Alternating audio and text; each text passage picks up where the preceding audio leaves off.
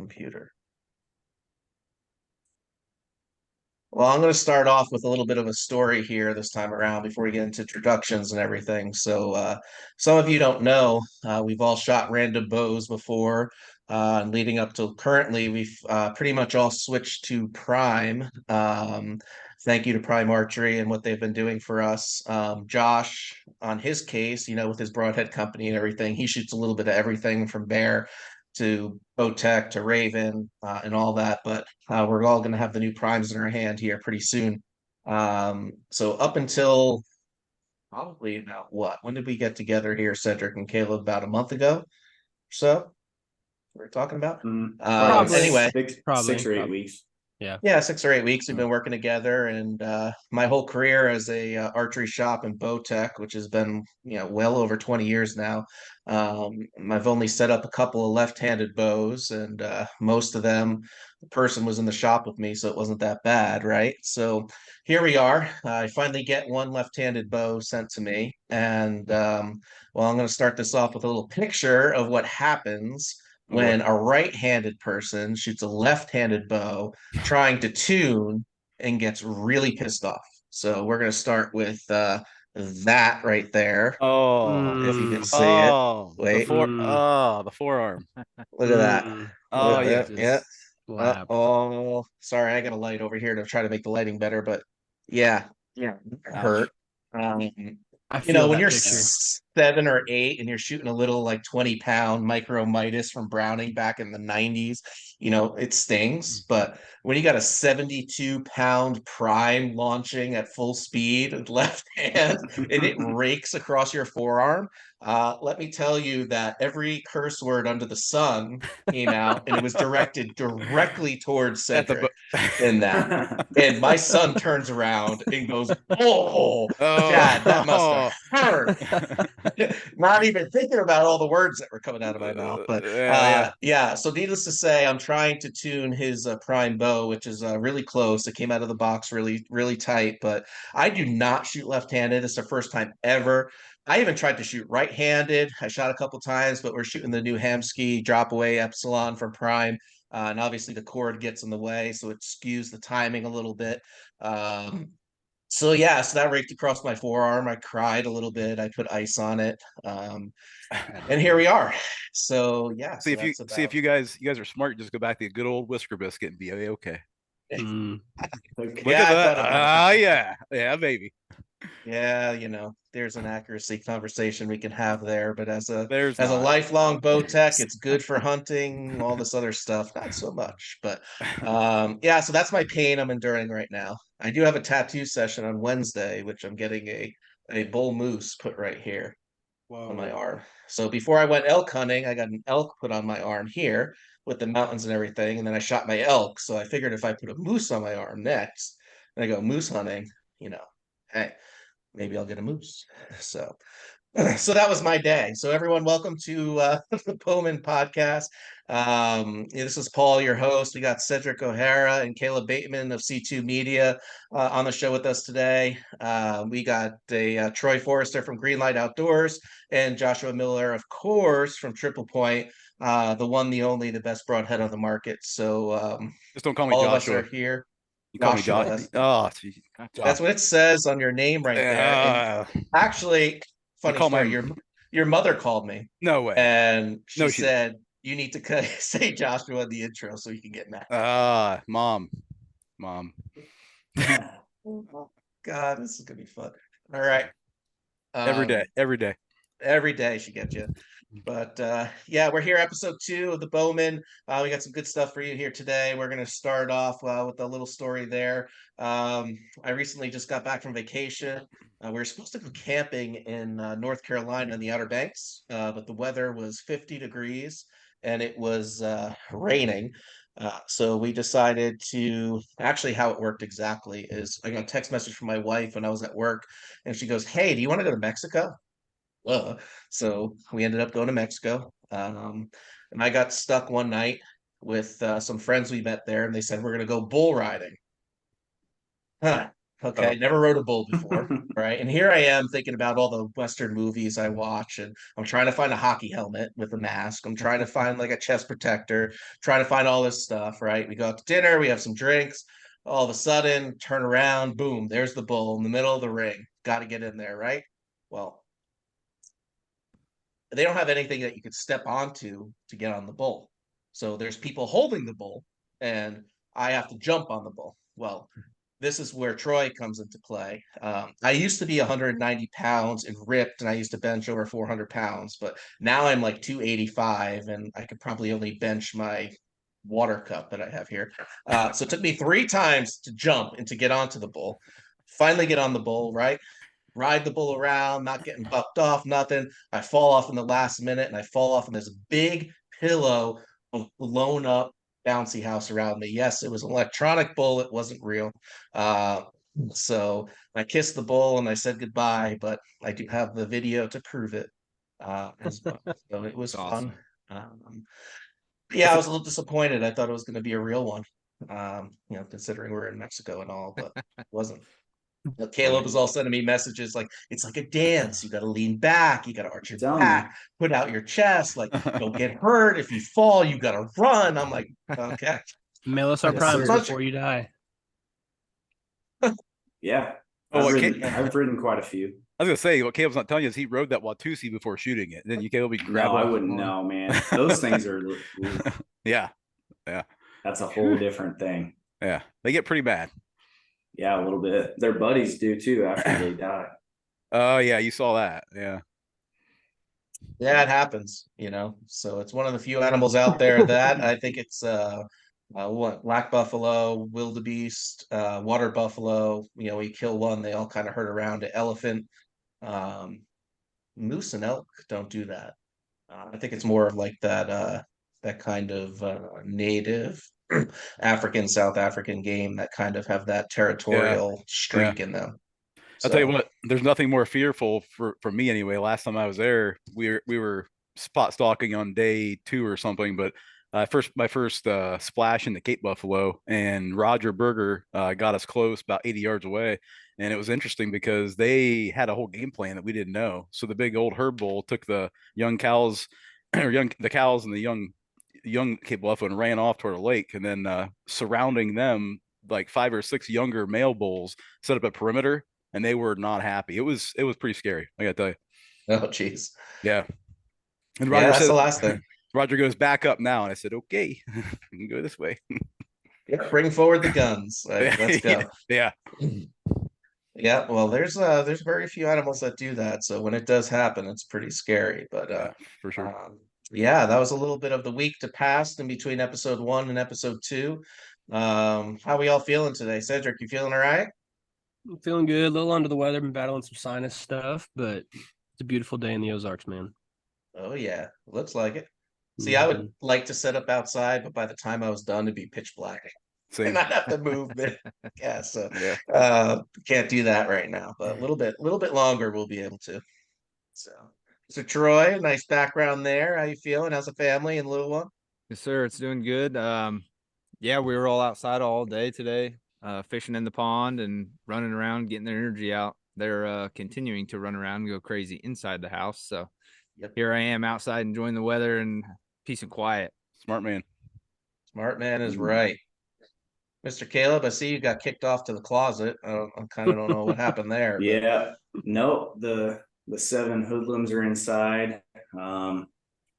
It's pretty cold, actually. The weather was 88 today, and then we had a cold front come in, and it's dropped down. It's like 51 right now. I shouldn't say cold; it's chilly. So, but yeah, just for some peace and quiet, moved out to the garage so that we can do this somewhat peacefully. So, yeah, everything else is going good. Great, awesome. Mr. Miller, how's everything on the Ohio front out there? Going pretty well. A little busy this weekend, but had some downtime. So today was kind of slow, just enjoying the Memorial Day holiday with the family. Built a few packs of broadheads and saw, a few shots made. I saw Caleb smoked a rabbit at 50 yards. Dude, I got to hand it to you. That's a long shot at a small target. Yeah, it was actually, so Levi and I went out and we were going to record some stuff for reels and whatnot. And we saw this rabbit, and he was probably out there for like 15 or 20 minutes. And Levi's like, Dad, like, are you going to shoot it? I'm like, Levi, I don't have a broadhead. I'm not going to shoot with my field point, dude. And not only that, but like one of my neighbors, she was sitting outside on her patio, like, you know, she like, granted, she wasn't paying attention, but she was like on her phone. And so like, I told Levi, I said, okay, get me a broadhead and then go and ask her if it's okay if I shoot this rabbit. He's like, okay. So like he runs and he goes and gets it. Sure enough, she's like, yeah, I don't care. So I was like, oh man, like, and Cedric knows, but like across the street from my house was a giant field. And so, I mean, we're talking probably like 4 or 5 football fields length. So there's nothing around me, no cover. Like I can't hide from this thing at all. So I got to 40, like, yeah, it was like 40 yards, and the rabbit kind of like jumped and went down to a little hole and kind of like got real low.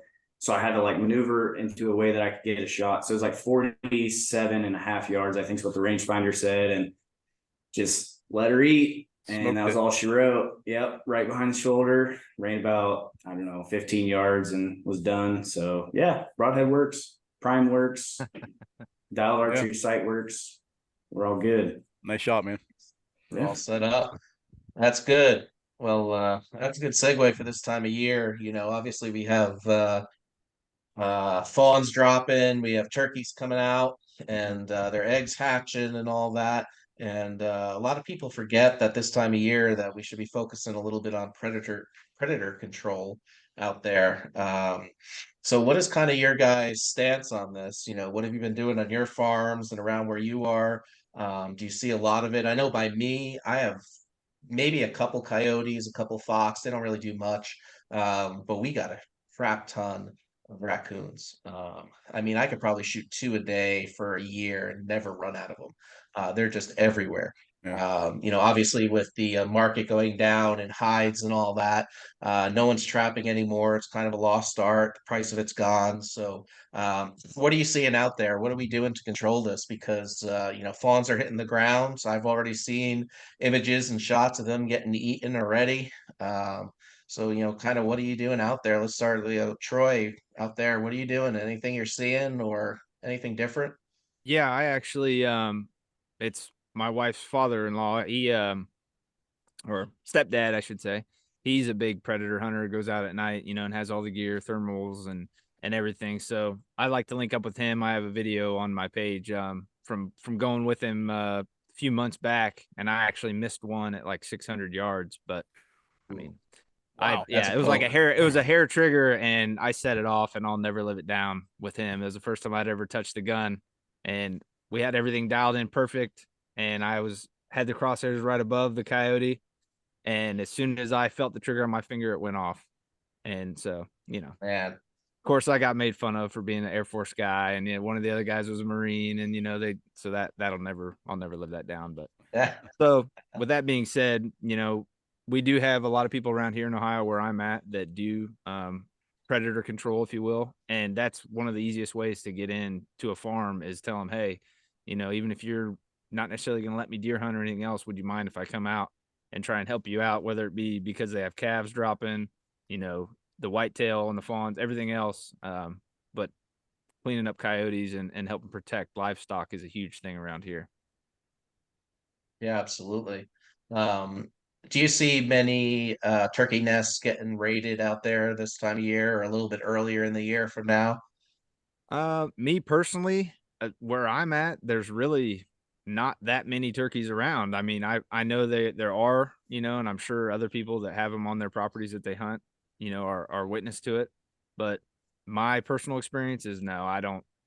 You know, the raccoons are a huge issue everywhere I hunt, and that's got to be what's helping, you know, prevent, you know, the turkey population from coming back as it should. It's nothing for me if I put corn on the ground. It's nothing to catch 15 raccoons in a trail camera picture at night. I Yeah. mean, they come in swarms, and Yeah. that's another thing. But at the same time, you know, that time of year, you're not wanting to go out and blow up your spots hunting, shooting raccoons all night or running dogs. Right. But yeah, it's a problem for sure. Absolutely. So the people around you, are they really focusing just on the coyote population? They're not getting out there this time of year and I don't know, is it even raccoon season out there for you guys or?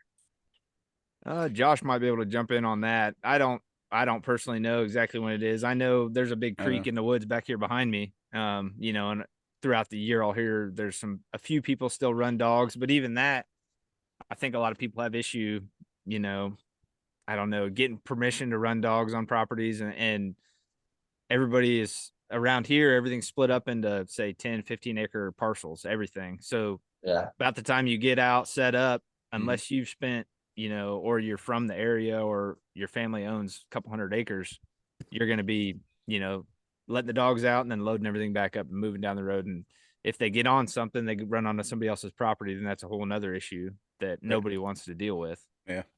Yeah, exactly. Exactly. What about out there in the Midwest, you guys? It's for me, it's probably a little bit different than Caleb up there in Nebraska. And honestly, since I've moved down here to the Ozarks, it's a little bit different than even like where my parents live and my grandparents live, about an hour west of us. As far as the coyotes go, I mean, kind of like what Troy was saying about the raccoons. I mean, it's ungodly how many raccoons there are down here, and armadillos. We got a lot of armadillos down here too, and they'll mess up a turkey nest just as bad as a raccoon will. And Oh yeah. but as far as coyotes go, where I live right here, I actually live like right by the lake. You can probably hear some of the boats out on the water right now, and so it's super hilly and stuff. I think in the 3 years that I've lived here, I've had pictures of, I think, not to say that, trail cameras like get all your dogs and everything, but 1 to 3 coyotes I think I've seen, especially being in the woods. But some of the other places I hunt, coyotes are a problem and whatnot. So yeah, we trap, hunt them. If I'm hunting a deer, I'm hunting a turkey, and a coyote comes in, it quickly turns into a coyote hunt. So Yeah. but yeah,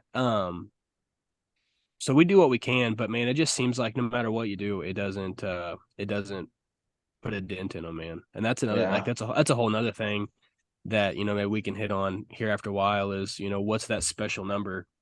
If a guy goes out on 100 acres and shoots 5 coyotes, is that good? Or No. is it? It's not. You know what I mean? Like, I mean, I No.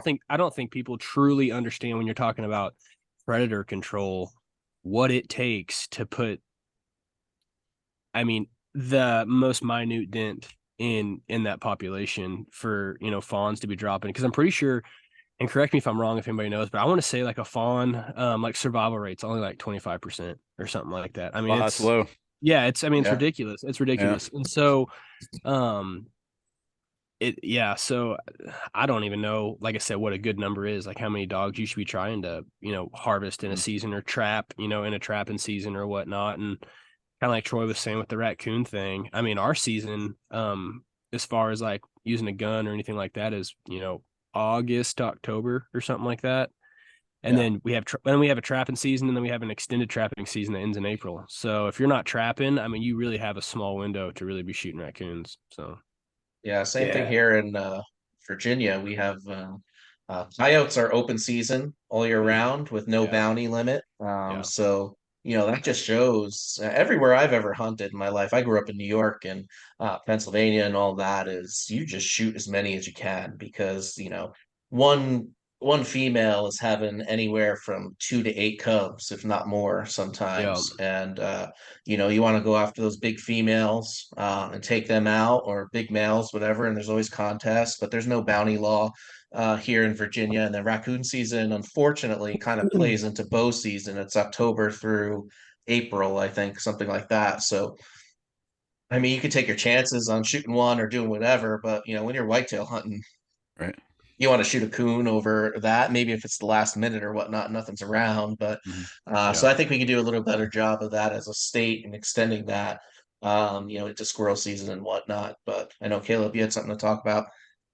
Yeah, absolutely. So like in Nebraska, predator hunting is really a big deal. I mean, there's a lot of guys that do it because it's open country. And not only that, but if you get further west than Broken Bow, you're talking big ranches, a lot of ranchers, a lot of cattle, stuff like that. So there's a lot of guys like Troy was talking about that run dogs. I have a really close cousin that runs a lot of dogs. I think he runs like 15 at a time. And there's pros and cons to that because, you know, maybe people don't think about it, but coyotes are pretty smart. And if you start taking out a couple of them, they'll move. And, you know, coyote has no problem. They can move a couple miles in a day and they're going to find a new spot to hang out. So that's kind of the one hard thing about coyote hunting is it's that they are a smart animal. And if you take out, you know, a pack can be anywhere from, you know, 2 all the way up to 12. So if you take out 3 of them, more than likely they're going to split up and go different ways. So coyote hunting is pretty big around here. I mean, I know there's a lot of guys with thermals and dogs even that do it. You know, I don't know what the fur market is down there, but it's actually pretty dang good here. Like for a good big coyote, you can get $45 for. Oh wow. Yeah. So it's been really, really good. Like when I was a little kid, you couldn't get $5 for them. And now it's up to like $45 a pelt, but that's, you know, also the downside to using dogs, they kind of tear them up a little bit. It can get pretty graphic. I know my cousin sent me quite a few videos and it's pretty gnarly. I'm not a big fan of that. The dogs thing, that's for coons, that's all right. But for coyotes, I'm not a big fan on that, but my cousin's really good at it. And his dogs have won championships and stuff like that. But as far as raccoons go, I think, you know, I'm kind of with Paul. I think that, the Midwest, especially like growing up in Iowa and then now living in Nebraska, I think that the states could do a better job of letting the hunters kind of decide, maybe make it more like a coyote hunting where it's all year round. There's no limit because I might be wrong, but I think you could probably shoot 2 to 3 or shoot or trap 2 to 3 raccoons a day and still have too many. And I know the Department of Natural Resources here in Nebraska, I get emails from all the time. It said, and they say 1 in every 2, so 50% of all turkey nests get raided by a raccoon.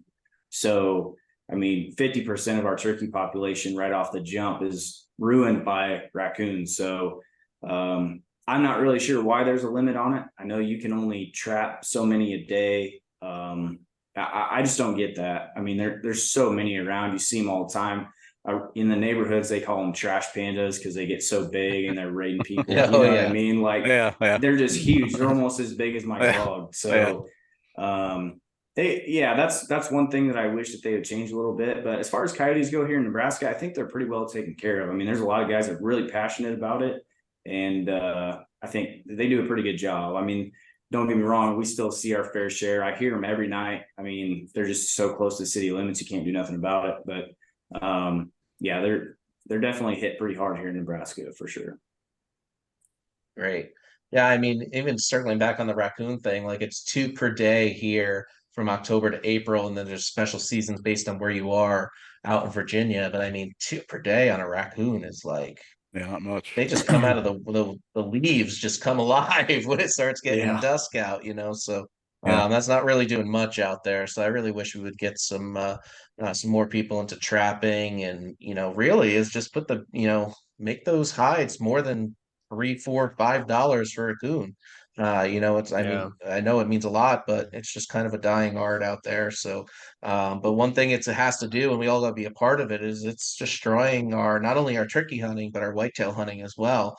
You know, you get 100 fawns that are born and 25% of them live.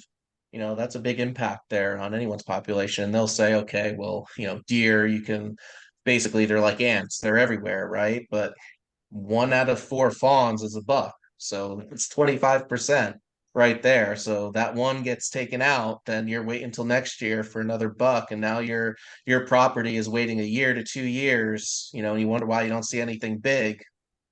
Kind of why. And like, so and the other thing on the coyote topic is, so right now we have fawns dropping, right? I mean, I'd say most, you know, across basically all of the, you know, lower 48, you know, you got fawns dropping. Yeah, now to July. Yep. Yeah. And what a lot of people don't realize is when when peak breeding season is for coyotes, I mean, you're looking at like February. I think they breed from like January to March, but I want to say like peak breeding season's like February. And their gestation period's like a dog. I mean, it's a couple months. And then now they're, you know, hatching out pups and everything. And so what are big females having to do? They're having to feed for, so that their pups can nurse and also so that they can survive. So what are they doing? They're out there grinding, they're out there hunting, and looking for another meal all the time, opposed to, maybe the fall or the winter or something where they're just trying to survive and they're taking whatever they can. Right now, they've got it in the forefront of their mind that they have to feed so they can help their pups survive and help themselves survive as well. Mm-hmm. Yeah, going off that too, I kind of forget here in Nebraska, we have a bobcat season that goes from November 1st until I believe the end of February, but you can only take one cat a year. And I can tell you from experience, I've seen probably 20, 30 cats sitting in a deer stand. There's more out there. Wow. There's more out there than what people would like to believe. Yeah. I haven't seen one in years. Oh man, they're everywhere here. And the further west you go, we have mountain lions too, and we have a mountain lion season. Yep. And so that's another big one. And I've walked up only one time, but I've walked up on a fawn that by a coyote, he just had his nose eaten off because at that point they can't scream for mom, they can't breathe. So the coyote does that and then it runs off and waits for mom to go away, and then it comes back to get them. And it's just so the reason I bring that up is because I know there's gonna be someone that listens to this podcast like, oh, that's terrible. Like, why would you shoot something that looks like a dog? There's no easy way for these things to die. I don't care whether it's a deer, coyote, it doesn't matter. Like, nature is way harder on an animal than what we are. And I would like to think that, a lot of hunters are merciful, but coyotes and bobcats can be pretty ruthless. I've had some experience with mountain lions as well. I've only seen 2 in the wild, but they're from a pretty good distance away. But, you can look this up anywhere. When a mountain lion female, when she has her litter, she'll kill a deer a week to feed them. A deer a week, like that's pretty insane. And she's with those kittens till they're 6 months old. So, I don't even know how many weeks that is, but that's a hell of a lot of deer. Yeah. 24, 25 deer. Yeah. You're talking a hell of a lot of deer. And, that's more than I got on one of my farms here. Yeah. Yeah. So it can get pretty wild. The mountain lions here, I don't really know the season for it. And I don't know if there's a limit, but I do know from experience, like I've walked up to, ranchers like, hey, can I deer hunt, or can I do this? Can I do that? And they're like, yeah, you make sure you got a gun though, because we got a lot of cats around here. And the first time I heard that, I was like 13. And I'm like, what? Cats? Like, we have a lot of those on the farm too. He's like, no. Big cats. Big cats. And so, yeah, like a lot of ranchers out there, like right, wrong, or indifferent, they'll just shoot them and leave them. They don't care. To them, it's about their cattle and, their livelihood. Sheep. We do have a lot of sheep farmers out here too. And those get hit really hard by mountain lions because it's just an easy target. There's nothing that's going to be able to stop that, So, yeah. What it all comes down to is managing, right? It comes managing what we have as a resource that's out there, whether it's deer hunting, turkey hunting, predator hunting, even like wolves being put on the landscape. Minnesota's got the most wolves in the whole US is okay. They have 2,400 documented wolves, probably more. So, what's their season like? How many are allowed to take? But people are always against it until they see their pictures of their dog or their cat in the mouth of a bobcat, a mountain lion, a wolf, a coyote, and then all of a sudden it's okay to take everything that's out there. But there has to be regulated seasons for all this, which we have obviously, but I still think there needs to be more involved with it. It needs to be a little bit more open. And anything when it comes to, remember, you have the Department of Resource, you have DNR, whatever you call it, DWR, wherever you are, they report, biologists report what's out there, but then that goes to politics, right? And then politics will then decide, okay, well, no, you don't have 2,500 wolves. We don't want that out there. We don't want people freaking out. You have 10. All right. And then they're not going to put a season on it. Before you know it, they're rampant everywhere. So I just wish people would be realists about this. And, you hear a lot of podcasts about this and people out there talking about it. But the reality is there's way more out there than we know. And without that regulation on it, that game that we want to have that supports our families and is fun is going to go away. Especially turkey. There's a lot of turkey, but Yeah. Man, those nests get raided all the time by something that's just so, in my mind, it's like useless, right? It's like, what is a raccoon there to do? I mean, they're cute to look at from afar, but half of them tear up your garbage, half of them raid turkey nests. The other half, I don't even know what the other half do. Yeah. If you're in a bait state, they eat your bait pile and it just costs you money. So, They're hard on what else is chickens. there? Yeah, they Yeah. get in. They're They get in really the hard chicken on coops. chickens. Yeah. Yeah. So, there just has to be better regulations on there. And that just goes for, when there's a meeting in your state or, the DWR or DNR or something like that has something out there, a poll to take, or if there's a year where there's an election or something like that, local government, read through those tickets, see what's get puts on there by your DWR, the NRA, or whatever else is out there, and vote for those and get out and do that. So that's the only way these things are going to change, and it's going to save the livelihood of what we do as hunters. I don't make this a political podcast at all. I hate it. Trust me, all of it sucks. But that's the only way it's going to change. Yeah. As we all have to be united on that front and go from there. So um, yeah, I mean, coyotes around here. There's times where I have on my trail cameras out here, I can see 25 deer all day long. And then all of a sudden, one night, you hear a bunch of howling and hooting and whatnot. And then all of a sudden, you don't see anything for months, and that's, between the properties we have right here in my backyard, that's over 100 acres that's here. And then, they're gone. They don't come back. Once they get that little smell that they're in the area, they're done. Yeah. So, not to Do mention a mountain lion or anything like that. What's that? do any of you guys have like a lot of like cattle and stuff?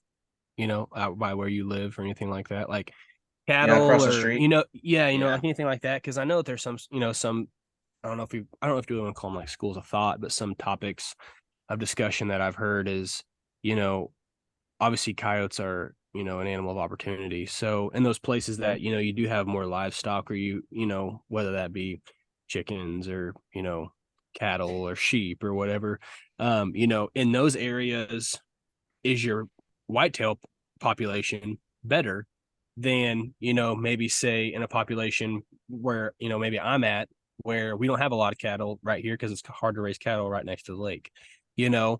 So when those coyotes, if they have multiple food sources, do they still solely seek out these fawns because maybe they're the filet mignon, maybe they taste better or whatever, Mhm. or are they strictly just that animal of opportunity where, if you've got a cow that died, are they going to feed on that for a week or however long it feeds them? Yeah. Or are they going to go chase chickens or, so I'm kind of curious about that, in those areas where there is more livestock and, more food sources, so to say. What are those locations, deer populations like? You know what I mean? Right. Well, they're opportunistic hunters. I know at least everywhere I've been is, they're not gonna. You might get a big female with pups chase down a 90, 100-pound doe through the woods, but for the most part, that's really, not gonna happen 100% of the time. If they're really in an area where they need food, they're gonna try.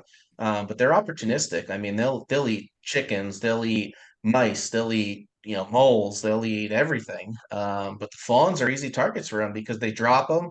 The mother leaves them, she cleans them up, she goes eat, she goes Yeah. recover, and you have a day, of kind of wishy-washy there, until that fawn kind of gets its whereabouts, and that's where it kind of happens. The cattle around here, they're small farms. They're pretty tight quarters and raised. They're not huge cattle farms like out in the, Texas or anything like that. But, I haven't heard much of that being an issue around here on the East Coast, well, at least in Virginia by me, but I'm sure it happens. I mean, it's they're And Yeah.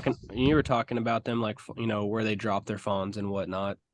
That might be something else that people need to pay attention to as far as, yeah, we need to do our job to, harvest these animals and harvest these predators and stuff to help the fawns and everything survive. But we also need to make sure that we're doing our job as far as like habitat improvement. You know what I mean? oh yeah. So that these does have, very reclusive Yeah. areas that they can drop their fawns and not have to worry about. Because I Well, mean, if you're in Ohio and you got a doe that all she's really got is, tall CRP to go drop a fawn in, I'd say it's probably maybe a little bit easier to sniff out than, if you've got a bunch of hinge cutting going on and you know what I mean, a bunch of that different stuff kind of going on for her to hide them better. So Well, why do you think they drop them by houses and people take all these pictures you see on social right now of Yeah. a fawn right next to the back of their house or under their deck or whatnot? They're hiding them, Yeah. because that's where they feel safe. Whether they're getting fed in the backyard, they eat the bird feeder, they know the dog's not going to bother them. So where do they leave their baby? They leave their baby somewhere where it's safe. Yeah. They're not dumb. I think ultimately too, we've got. I think Paul, you're right. You're all right with the conversation, but I think ultimately we have an issue and a collision, and that's where I think we step in with this. The Bowmen. How do you connect hunting in the outdoors across bridges to people who maybe don't understand it, don't like it, or don't just have the knowledge about why it helps? And so I think that's one big thing why we need to be here, and that's showing people what conservation does, what hunters do to help population control and density and that sort of thing, and cross that bridge because I know like our two houses here, we live by a lake, and of course I hunt here, but I also drive to different farms to hunt. But by the lake here, we have a lot of people that will move up here from Columbus, Ohio. So Columbus, Ohio, obviously is a city, and they may not understand hunting. So we'll get like we have does out the wazoo here. Now the bucks will come in during rut, but by our house here at the lake, we'll get like 15, 20 does at night. You'll see me making videos behind my house of these deer, right?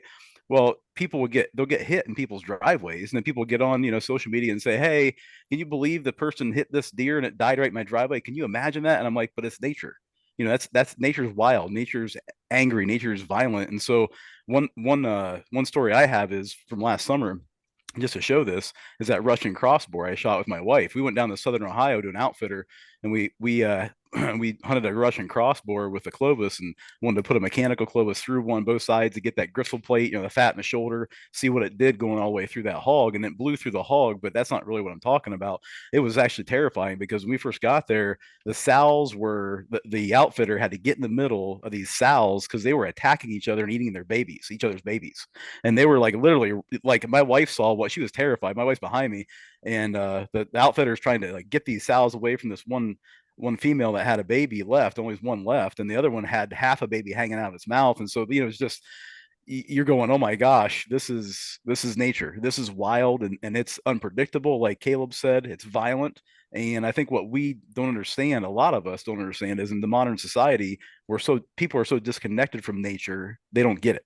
They don't understand that process, and then it becomes political, like you said, Paul. And you have people in politics going, "Well, let's not kill all the animals," and then we're like going, "Wait a minute! If you don't kill the animals are going to kill themselves in very violent ways, and you're not going to see the animals anymore because they're going to kill each other out."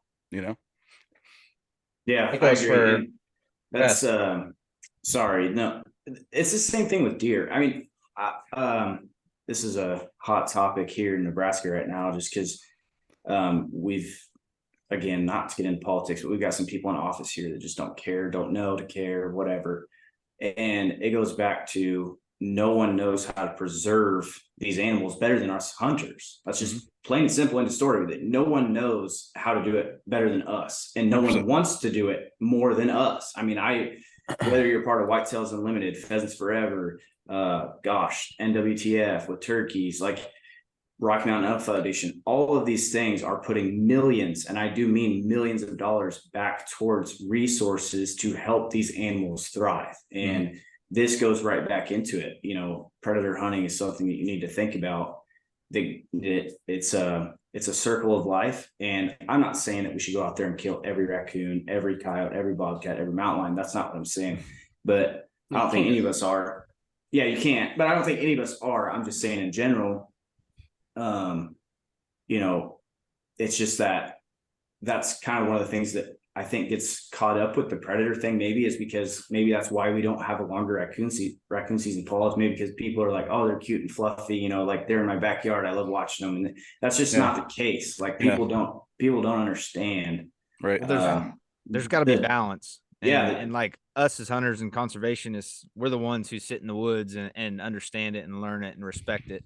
So there has to be a balance, I mean, yeah, we can shorten seasons and lengthen seasons and change politics. And as the years go on, depending on who's office, they might adjust it back and forth to, keep themselves in office, whatever. But like you said, the ones who truly love it and want it to cherish and grow are guys like you and me. And, we're the ones who know that, well, this farm's got 100 raccoons that come out every single night and raid all the turkey nests, and that's why there hadn't been turkeys there in 50 years, and So all that stuff, it's a balance. And like you guys said, nature is vicious and violent. And anybody that says it's not has never sat in the woods and experienced anything like that or opened their eyes to real Right. life. So Yeah. Yeah, but it also goes back to, what are Americans driven by? They're driven by money, right? So, if you look back into the fur bearer days and all that, when the fur booms, there was two throughout the years, was a 76 and 80 something. The price of these furs were warranted. Most of them were going overseas, right? They were shipping beaver and all that overseas, but then all these anti-hunters and PETA and all this other stuff out there are talking about, we can't use this fur, we can't use that fur, and then the price goes down, and then the heritage and the tradition of trapping and all that goes down because it's not worth doing all that work for a $2 raccoon or beaver, but that Yeah. controlled the population out there. That controlled everything that was going on. Right. And that's where some of these people out there, or these agencies, or whatever you want to call them, they don't understand what we do as hunters and everything. Like, we put back in 1937 the Pittman-Robertson Act, where if you buy any ammo, any gun, any handgun, 10 to 11% of that goes to conservation. That's been in place since 1937. That's over $15 billion that have been donated to conservation, right? So we're the ones giving back. We're the ones trying. That's going into tree planting. That's going into controlled burns. I hunt a lot out in Utah. Man, that state can down every beetle killed tree and do controlled burns, and their forest would be amazing. Why? They don't, because it costs too much, because they're not getting enough funding from their state to do that. But what they don't understand is that we have all these put in place, and if we can control that finance that's there, and say, hey, okay, raccoons are a problem in Virginia. Well, that's it. Make the price of fur $10, $11 a raccoon. Bring it in. What are we gonna do with it? Make jackets for the homeless. Make gloves. Make hats for the homeless. Mhm. Like, do something with it that's going to give back to the community. That's going to control the population. Yes. That, okay, you don't hunt, you don't do this, whatever. You live in a city. That's fine. They don't eat your garbage. They don't knock over your garbage can. They don't eat your plants and your vegetables that are on your deck, right? They don't chase your dog around the house outside at night. Your dog's not sitting there barking at the neighbor. Like, those are the things that we have to kind of correlate back to the people that don't understand what we do and why.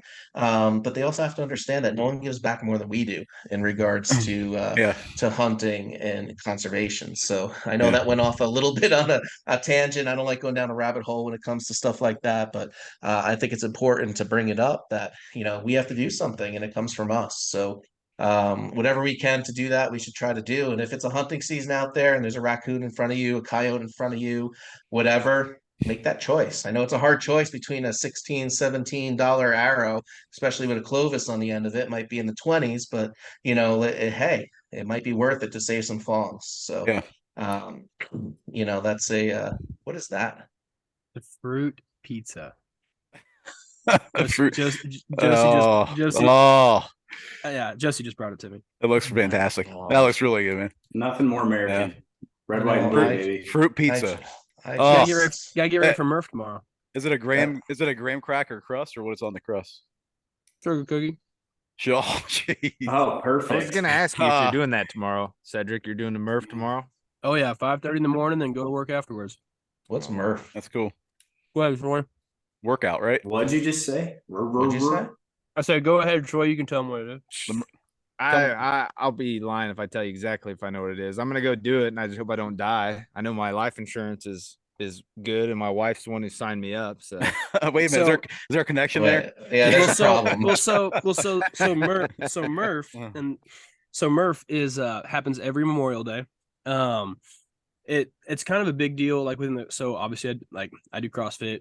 Troy does his type of working out and stuff, but it's a big deal as far as basically I would say most fitness just community in general, because it's named after Mike Murphy, who was a SEAL. If you go watch the movie Lone Survivor, it's one of the guys in it. So basically it's to kind of honor him and everything. But so it's a workout. So you start with a mile run, and then you come back in and do 100 pull-ups, and then you do 200 push-ups, 300 air squats, and then you finish with a mile, and it's just as quick as you can do it. You're supposed to do it while wearing a vest. It's either 25 or 40 pounds or something 20, like that. And then 20 20 pounds. pounds. And then I think like 15 for female or something like that. So Very it's, I mean, technical. it's Very- grueling. It's very Yeah. grueling, but it's one of those workouts where like, why you're doing it, right? Like you're doing it for Oh yeah. more. It's more than just going in there and getting a sweat. Like it means Yeah. something. So it makes you push a little harder. And it's pretty inspiring to go. And I did it years ago down at Herbert Field when I was stationed down there. My wife and I did it. She was the one who's more into CrossFit. I just do it because I'm competitive. But that also gets me hurt, so but no, it's great. And you go out there and it's for more than just Mm-hmm. and it's pretty inspiring. There's people who will go out there and do it for time and are competitive about it. But for the most part, it's more of, understanding why you're doing it and the remembrance and the whole respect and honor thing. And just, if I can put myself Absolutely. through, if I can go tomorrow morning and put myself through a grueling workout, time doesn't matter to me, but just the physical effort and output that I put into that workout tomorrow morning, it'll inspire the 2 or 3 guys that are around me, and those 2 or 3 guys will inspire me. And, Yeah. you just kind of fight through it, and you leave exhausted and humbled. Great. Yeah. So now do you guys use this as like kind of a kickoff to your preseason mental, physical kind of standpoint there? Because it's time to get into scouting and outlook for we got pronghorn, we got muleys, we got elk the first 3 seasons. Then you're getting into whitetail there, really starting the end of August for some states out into September with velvet season. So do you guys use this as kind of like your kickoff there as well, or what? I wouldn't. I mean, it can be a good kickoff. It's a good kickoff to the summer. It kind of opens the door to boating season and the lake and everything else. Memorial Day weekend is a huge event for everyone, and yeah, it's a kickoff, I guess you could say. I'd say Yeah. for me, yeah. Like we'll be out there, and I'll be out there with Caleb, here, man, in a couple months in August and then September and whatnot. And then but yeah, I mean, I wouldn't say it's like a kickoff. I mean, I honestly, and this really is like a true belief. I talk about hunting. I mean, everybody, I'll wear this shirt when I'm working out. I mean, everybody in my gym knows that like hunting is, faith, family, bow hunting. That's, it's how I live my life. And I think the outdoors helps me stay mentally sharp, like in the gym, right? Like whenever I'm going through a workout and it's like, man, this just freaking sucks. I don't want to do another pull up, or I don't want to, go run another 200 meter. I think back to a couple times I've been dragging out a deer and I'm freaking dying, Yeah. There's and, nothing worse. and you can't tell me that you've never been in that position where Oh, you're pulling out a deer Oh, and yeah. you just want to Oh, throw yeah. up. You Yeah. just want to throw up. That's all It you want to sucks. do. Yeah. And so Yep. I wouldn't say it's like a kickoff. I would just say kind of like Troy said, is like, we're starting to get it kind of, makes you remember like we're starting to get into summer, kind of gets you excited more than anything about all the stuff you got coming up. But man, I really think, especially if you're Western hunting, I'm not saying you got to be in great shape to Western hunt, because God knows there's guys that are way bigger than me that, have probably killed way more elk than I ever will. You know what I mean? Well, yeah, that have killed way more elk and way more moose than I ever will in my entire life. But,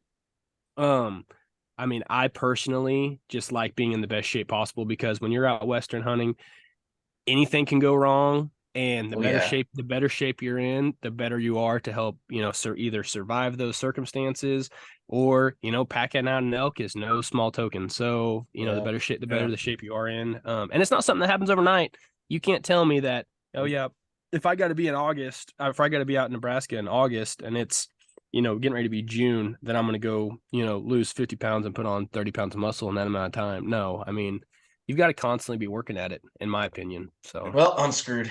Yeah. Yeah. I mean, I would lean like he's saying. It's, it is this workout Memorial Day weekend, it is like a kickoff to the summer event, if you will.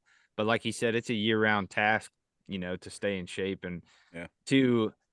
it's one of those things, you can be the best archer in the world or best shot or whatever, but if you can't, something happens, you get excited and you lose your breath and you can't calm yourself back down, or, you got to climb a hill or say you wound an animal, and now you're trying to catch up to it, you're trying to cut it off. There's a million other things, or the person you're hunting with gets hurt. Well, now what do? You can't carry them out, or maybe you're physically in shape, but maybe they are not, you know, of a size and stature that you can do anything about it. So then what do? So I think it boils down to like a whole, I don't know. I don't want to go back to military stuff all the time, but like a whole man concept, like a whole person idea. If you're going to focus and hone your craft as a hunter, I think fitness is a huge part of it. And it doesn't need to be the only part, but I think it is a key part, you know, for most people, and Yeah. it would help most people. I I'd agree say completely. fitness is. I would say fitness. If you had to say what is fitness, like if it was a like an object, I'd say fitness is a stabilizer. A stabilizer Okay. is not something that will improve. Well, it won't make you a better archer, right?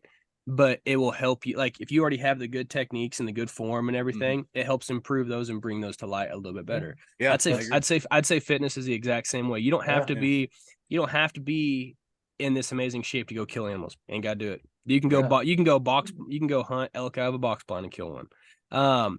But like Troy said, if you are in better shape, it's going to help your success. It's going to help. You're going to Yeah. be able to put yourself in different situations that maybe you Yep. aren't able to help you be more successful and kind of bring your. You might be an amazing woodsman, but if you're not in great shape, it doesn't really do you a lot of good. You know what I mean? Yeah. So, Yeah. the better shape you're in, man, it can really just helps you be more successful. I can speak to it fully. I mean, growing up on the East Coast and everything, I was always a bigger guy. Pretty strong and muscular. I played semi-pro hockey and all that, so I was, in good shape for a good part of my life, but struggled with weight once I got into my like 35 to 40, which I am now. So 5 years ago, I went on my first elk hunt and got in some really good shape that I thought I was in. Going there, hiking a lot of inclines and all that, and we're at what, maybe 1,000 feet here. We get out to Utah, we stay at 6,000 feet. Then you start taking the UTV up to 8,000 feet. Stabilize for a day. Now you're hiking up to, I think we were at 10,500 at one point, overlooking this big bowl. Like all the clouds start coming at it as the sun comes up, and the spotters start seeing elk and bulls chasing down there. And I just look over at the guy who was, bringing us where we were, and I was like, "So how far down is that?" He's like, "Oh, that's about 6,200 feet down there." So we're going from 10,500 now, like side swiping down shale embankments like this all the way down. Took us an hour to get down there, do what we got to do, set up. We got close to one, but it was just too far away for a shot, whatnot. Now you're staying to like, right, you're hunting down there. That's where everything is. Now all of a sudden it comes to the realization that you got to hike your butt out of there, right? Because you got to go from 6,200 feet. There's no way just to like walk over to the UTV or the camp. That's on the other side. You got to go up and out. So let me tell you, 2 hours later, getting to the top in the pitch black, like if I thought my life was over. Like there is Rough. plenty times in Imagine. those 2 hours where I went from like I got this, I'm good to like step, I'm out of breath, I'm out of breath, I'm out of breath, step. And then the guide's just like all the way to the top. He's like sitting there like this when he gets up there. I'm like, Jesus, but he lives there, he's acclimated to it. So no matter what shape you are, there are some restrictions, right, that are Yeah. out there, especially in mountain hunting, that we don't get a lot in this whitetail country or stuff like that until you drag out a deer and you see how really out of shape you are. But mountain hunting is something different, man. That's just a total, you got to get acclimated to that. You got to get used to that, no matter what shape you're in. But I'll tell you, the better shape you could be in, it's not only, like you said, it's the stabilizer of your life. It's the stabilizer of your mentality. It's the stabilizer of your body, and it's the stabilizer of your soul. Like, and if that could be your grounding point that brings you back to that center point that holds that stabilizer and holds your bow true, then Yeah. I would say fitness is up there in Oh a yeah. big one, Well, and that's something that's been missing in my life here for a couple months with what's been going on. But I would agree fully that there's nothing more to bring you back to zero than that. I think it's hard too because you talked about the ebb and flow, and I think all of us ebb and flow. I'll speak as the old man in the group here. Uh, But A year, come on. I mean, I shoot for the moderation now. Like there's a point in time where, you go from high school football to lacrosse in college I played, and then I just worked out to work out, and I did powerlifting and that sort of thing. And, at that point you're pushing as much as you can to lift. And now at 41, almost 42, for me personally, with a family, running the business, busy as I am, I know the past few months, like with Paul, my fitness, I've been like hitting only maybe 2 times a week, three. I used to be every day, Paul. Like I do it all the Yeah. time. And so now I'm trying to figure out that balance, that center, since I'm doing triple point, and of course my schedule is really busy with all kinds of stuff coming at me. I'm like, how do I balance this now? And so like Cedric and Caleb and Troy, I know where you're at, but it's like I'm shooting for now at this point in my life to stay as fit as I can, to be the best archer and hunter I can, to deal with the environments I'm hunting in, and basically pull my own, participate. And, like when I'm pulling back that Bowtech 80-pound revolt, Paul, on that groundhog last week, he was at 20, and his left eye he's going to completely see me, but he's looking at this deer blowing at him. And I remember thinking before I drew, I'm like, okay, I'll do this as smooth as I can, but I got to do it now. And as I started to draw back, I was fortunate. I've been doing those rows, because I needed that smooth draw back and pull. And my dad, who is, 25 years older than I am, he's now switched to a crossbow, and I don't want to get into that right now, but he went from a vertical bow and he is now using a crossbow because he can do it, but it's a fight, and I'll be there someday. We all will. Well, and I think Yeah. like I think another thing like non-hunters or whatever you want to call it don't realize is man, deer hunting, elk hunting, stuff like that.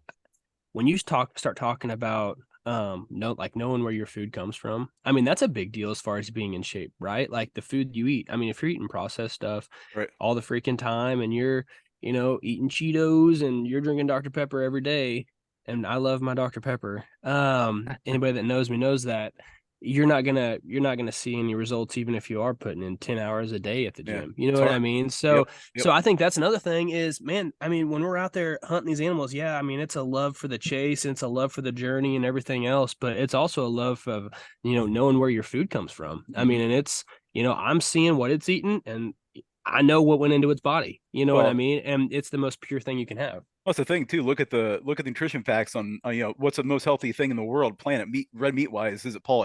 Elk, and then the venison. The fat's super low, protein Yeah. super high. It's really really good for you. So what we do, honestly, we don't. I mean, I love a good beef steak. I love beef. I eat all kinds of beef, but we don't buy it anymore. We get, I finally figured out with my venison, with my whitetail, what we do is I get probably, I'd say 2 to 3 deer a year. Two's probably good. Three is a little bit too much. Probably we give it away.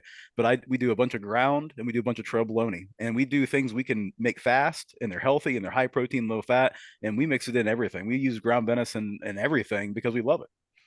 Yeah, Yeah. the cowboy beans you had when we all got together that Oh night had ground venison in it. That's the yeah, last 2.5, 3 years at my house. Though only red meat we've been eating is venison, unless there's special occasions somebody wants to buy steaks or bring steaks over and grill and stuff like that. But for the most part, and I just posted a picture earlier today. I meal prepped a bunch of ground venison and I saw trying it. to open some freezers up for the falls not too far away. So I get it. Yeah, I They have can't really. people like Caleb that are just like, yeah, I'm naturally like this. No, no, I can't really I don't speak gotta on. do anything. No, I can't really speak on the weightlifting side because that's something that I've not really been big into weightlifting since like college, I guess. But for me, just being active has always been something I've done growing up. I mean, there was no such thing as vegging out on the couch. Like it just didn't happen, and like I guess watching my dad, my grandpa, and even my brothers, like we were always doing something, whether it be motocross or, my brother's really big into dirt bikes or gosh, I mean, it just never stops. You're like, like if you're not deer hunting, you're mushroom hunting. If you're not mushroom hunting, you're fishing. If you're not fishing, you're hiking. You're always being active. And for me personally, and now granted, I haven't went out and elk hunted for a long time, but when it comes to mule deer hunting or antelope hunting, I find for me personally, the mental side of it is more important because I know that personally my adrenaline is going to get me past any physical thing that I need to here at this where I live. Like my adrenaline is going to get me to where I need to be at that given moment. But the mental side is like, You're waking up at 3 o'clock in the morning every day of deer season that you're hunting, or antelope season, or whatever that is. You got to have so much discipline and desire. There has to be a burning desire inside of you to want to get it done. And the mental side for me has always been the toughest. Is like, man, I do not want to get up to this alarm. I don't, is it really worth it? Like, the antelope weren't there yesterday. Are they going to be here today? I mean, Cedric knows I've wanted to throw in the towel. I text him every day, like, dude, I'm done turkey hunting. And guess what? I was out there at 4:30 again this morning. You know, like, the mental side of me just will not let me down, because there's just that desire to do it. I would like to get in better physical shape, but you know, the mental side of me is, dude, I'm 174 as of the kids were weighing themselves in there. And so they're like, Dad, what do you weigh? I'm like, ooh. So I got on there, it's 174, 5'9". So that's pretty good weight. I just need to be a little bit more fit. But we're about the same size. I mean, listen, I mean, but you know, going back to the food too, like, that's really important for us. I mean, I have 7 kids, and you know, I don't honestly remember the last time we bought, you know, like, I guess we buy chicken. Like a bag of coyotes. Yeah, they are. But you know, that's the great thing too, is like, I get to expose my kids to stuff that their buddies are like, what? You eat what?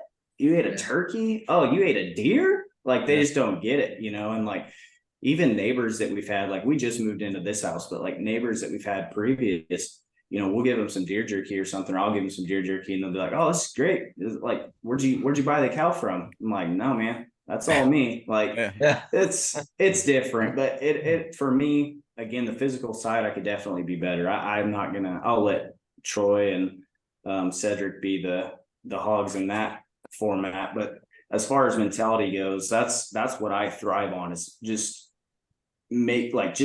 proving myself wrong every day, you know, that I just don't have any give up in me. And so that's what I thrive on. Yeah. So those of us that have kids, you know, it's one thing to show them working out and fitness and eating healthy, and, you know, showing them that, hey, eggs come from a chicken, you know, chicken comes from a chicken, venison comes from a deer. Like, what about the mental part of that though, right? Like, how do you show them the mental discipline? You know, and maybe not even for kids, you know, Cedric, I know you don't have any kids, but people you work with or I think are it's exposed to, like, how do you get that? Because like, I have that mental discipline, but I have to want to do it, and then I become obsessed with it. So like, you know, between my job, and I have the archery shop, and the podcast and all this stuff, like, if I get something I like, I want like 10 of them, right? And I get obsessed with it. So if I find something that works for me, I get obsessed with it, and I want more, and I want more and more, and that's how I correlate my fitness when I actually do it to that, right? But how do you find what works for them, or translate that down into just someone near you, your kids, your family, someone you work with, etc.? Yeah, I think personally, well, I think it's finding what motivates you, right? Like, why do you do what you do?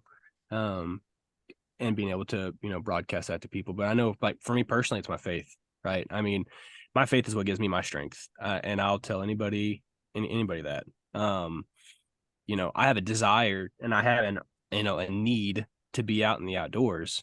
But the reason that I'm able to is because, you know, my Lord and Savior. And I think being able to explain that to people, and talk to them about, you know, he's given me my passion, right? And that's where my passion comes from, is because he put that in me. And being able to feed off that and everything. But I think one of my favorite quotes when I talk to people about hunting, a buddy of mine that I actually work out with, it's bad because he's actually way younger than me. He's like 17, and he's a beast, man. He's 2-time fittest teen in the world. I mean, he's a beast. But him and I were talking about kind of this exact same thing the other day at the gym, and I asked him, I said, man, what's the hardest part for you to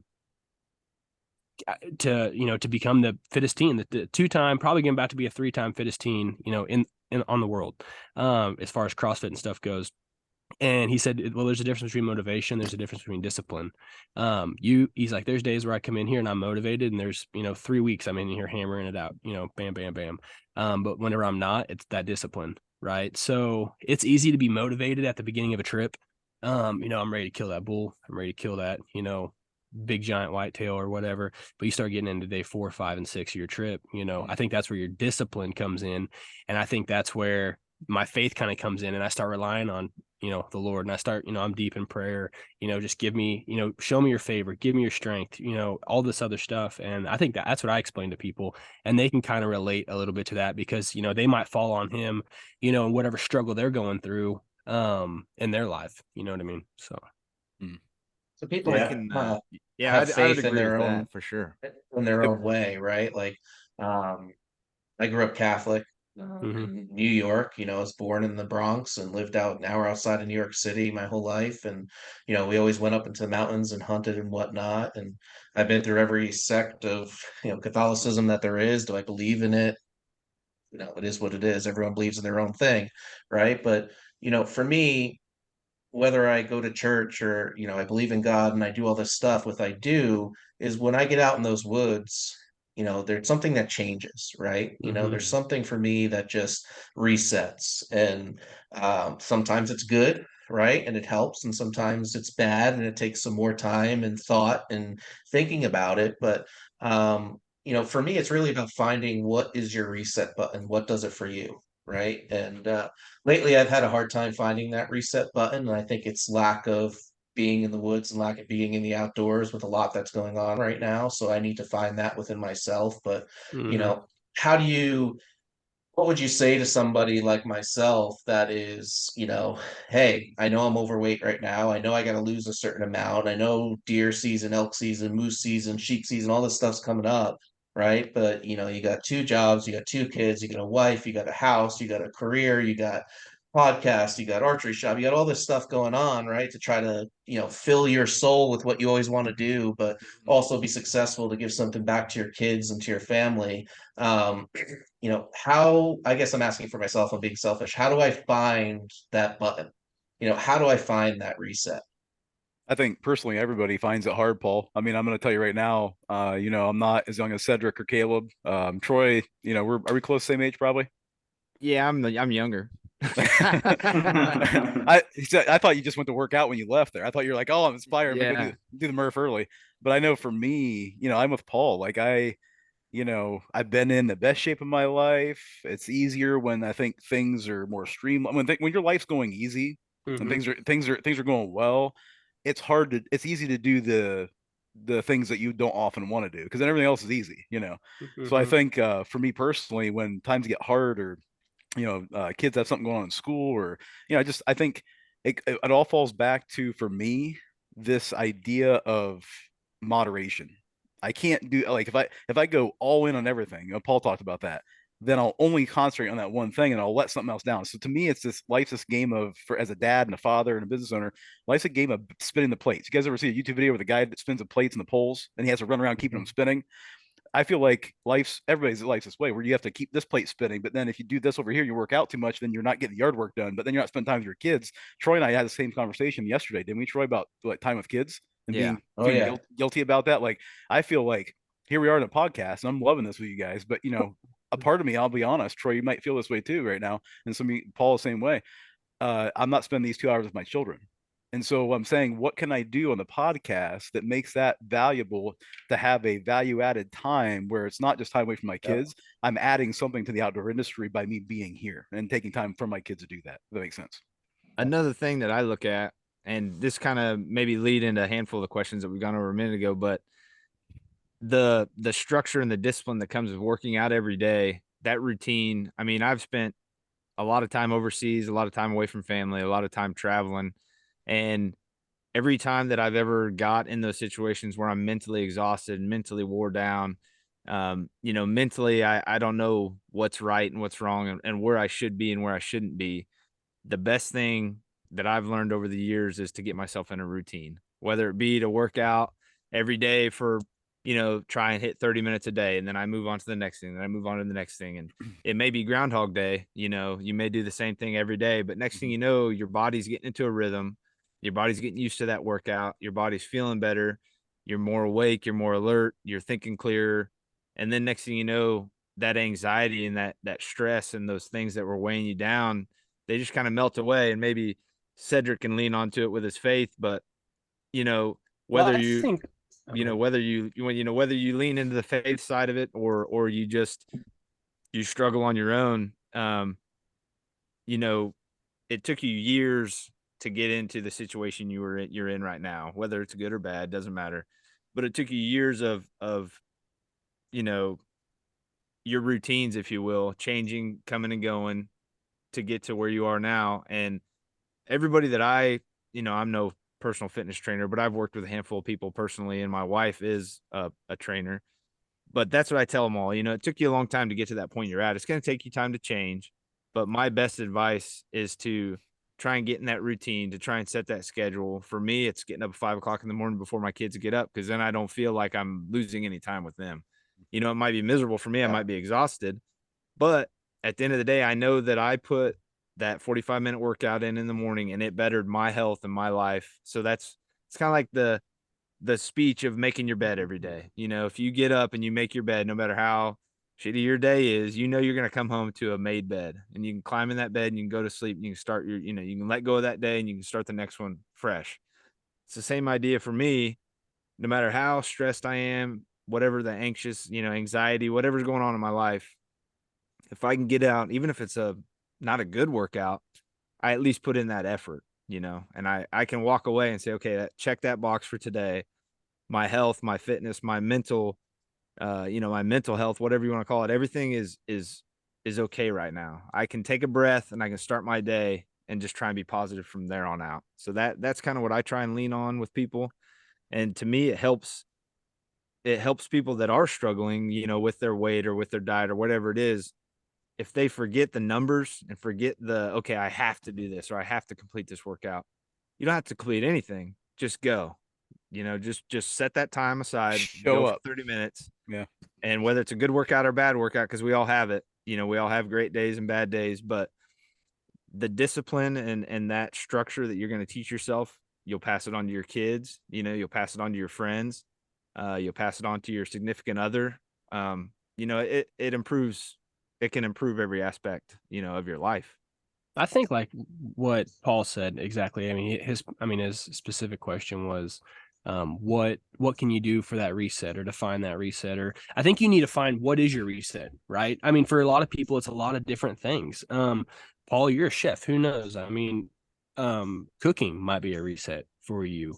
I'm not saying it is, because you probably do that all the freaking time and you're tired of it, but that can be a lot of different things, man. I mean, it can be, cooking. It can be getting in the gym. Some people don't like that. Some people are runners. I mean, maybe running is a reset for you. Spending time with your kids can be a reset for you. For me, it's just being outside. I am 100%. I mean, listen, if you date it back, right? We're primals or whatever. I mean, being out, we're made to be outside. For me, it's being outside.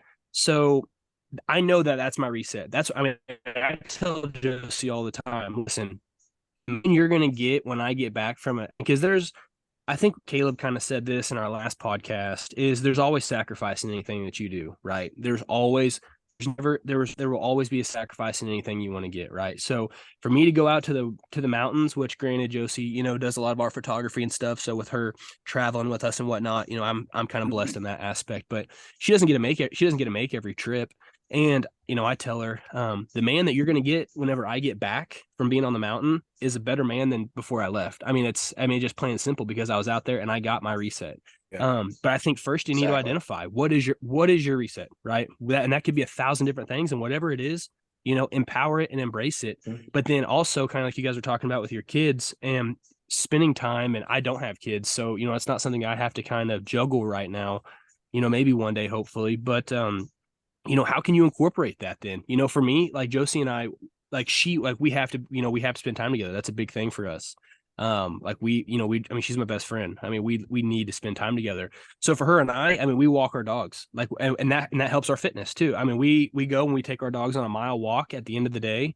Or if I'm on night shifts, then, in the middle of the day, we'll take our dogs for a mile walk, and then we'll come back, and then I've got to be outside. I've got to do my thing. I've spent time with her, so I feel good there. Now it's okay. Well, now what's my next project? And I think it's also not looking at the whole pie, right? And I'll take this into like a workout standpoint. Is it's not man, I got to do this. Well, it's like this workout tomorrow. I've got to run a mile. I got to do these pull-ups. I got to do these push-ups, all this stuff. But listen, none of that matters if you don't run a mile first. Right. So, I mean, it's looking at it piece by piece and not as in this whole picture, right? Like we weren't going to have this podcast tonight if you didn't get your stuff done, at the bow shop, or, Josh and his stuff, Caleb and Troy. Like it's not looking at this whole pie. It's looking at, just piece by piece and tackling it just one thing at a time and not getting overwhelmed. I agree. Yeah, completely. having 7 kids, it's I'm not going to say it's more difficult than Paul having 2 businesses, his wife having a business, a podcast, a bow shop, all that stuff, right? I guess, how do I put this? I make it easier on myself by making those things that I'm passionate about and I love, that gives me that reset, available to them. Like, for instance, my oldest, he's not really into bow hunting. He doesn't really have an interest in that, but he's very interested in firearms. So he's he loves to shoot guns, loves to go to the range, loves to go out on the farm, do that kind of stuff. So that's something that I do with him. But then, like, all of my younger ones, they're all about bow hunting. I've got a couple Matthews Genesis bows that they go out, they want to shoot with me. And so for me, it's a lot easier, I guess, to be in my element when they're in my element with me. Yeah. That was always something that I was really worried about when it came to having kids was, is this going to take away from my passions and what I love to do? But just like my dad gave to me, I take them with me, and luckily, like, I can't take all of them at the same time, obviously, but like, if I could take Levi and Laney, or, Levi and Wyatt, and then in whatever order I want to take them, I can do so. And then they get something out of it as well. Cause I think I've said this on the podcast before, but like, I told Levi one time, like, no one ever remembers their best day of video games. And that's clicked with him. He's getting outside more. He's doing stuff that he normally wouldn't be doing, riding his bike and stuff like that. So just having that awareness that, like, yes, I have to work to provide for my family, and there's stuff that I'm obligated to do as a provider, right? But at the same time, I think it's just as important, if not more important, to provide for them on a mental side as it is a monetary side. And there's so much that goes into the mental side of just spending some time with your spouse, spending some time with your kids. And it doesn't have to be individual one-on-one. It can be in a group, or it could be one-on-one. But it's just knowing that, and knowing what your spouse needs, and knowing what your kids need. Like, I might, Levi, he's kind of independent. He's almost 12, probably pretty soon ain't gonna want nothing to do with me. But like my daughter, Lainey, my oldest daughter, she has to have her daddy time. Like, she is not good about not having daddy time. So being able to know the people around you and what they need. So like, I don't I feel bad, honestly, or not bad. What's the way to put this? I would dread Paul's like business savvy, and like having to do the thing that Paul does, and even like Josh, like having a business, running business, like that scares the living hell out of me. Like, to have that obligation just is scary. But I commend you guys for being able to do it, and hopefully you guys can get that reset, and feel like you're spending time with your family, and your cup is full, and that kind of thing. But that's how it works for me, is just getting my kids out there with me. Yeah, totally agree. Yeah, that's the reason I ask is partially for me, but partially for listeners on the podcast as well, is having that family balance, right? Is first of all, having a family that enjoys what you do. Like Caleb said, it's my wife loves archery, my kids love hunting, my daughter likes horseback riding, all that stuff, and like having a part of that with them definitely helps. For those out there that are searching for that, like I am, sometimes that changes, right? Sometimes for me, I know for a fact I just need to get out in the woods and start scouting and start looking at what we're going to do for whitetail season, and go check mineral sites, or put batteries and cameras. I need to start doing that a little bit more to reset.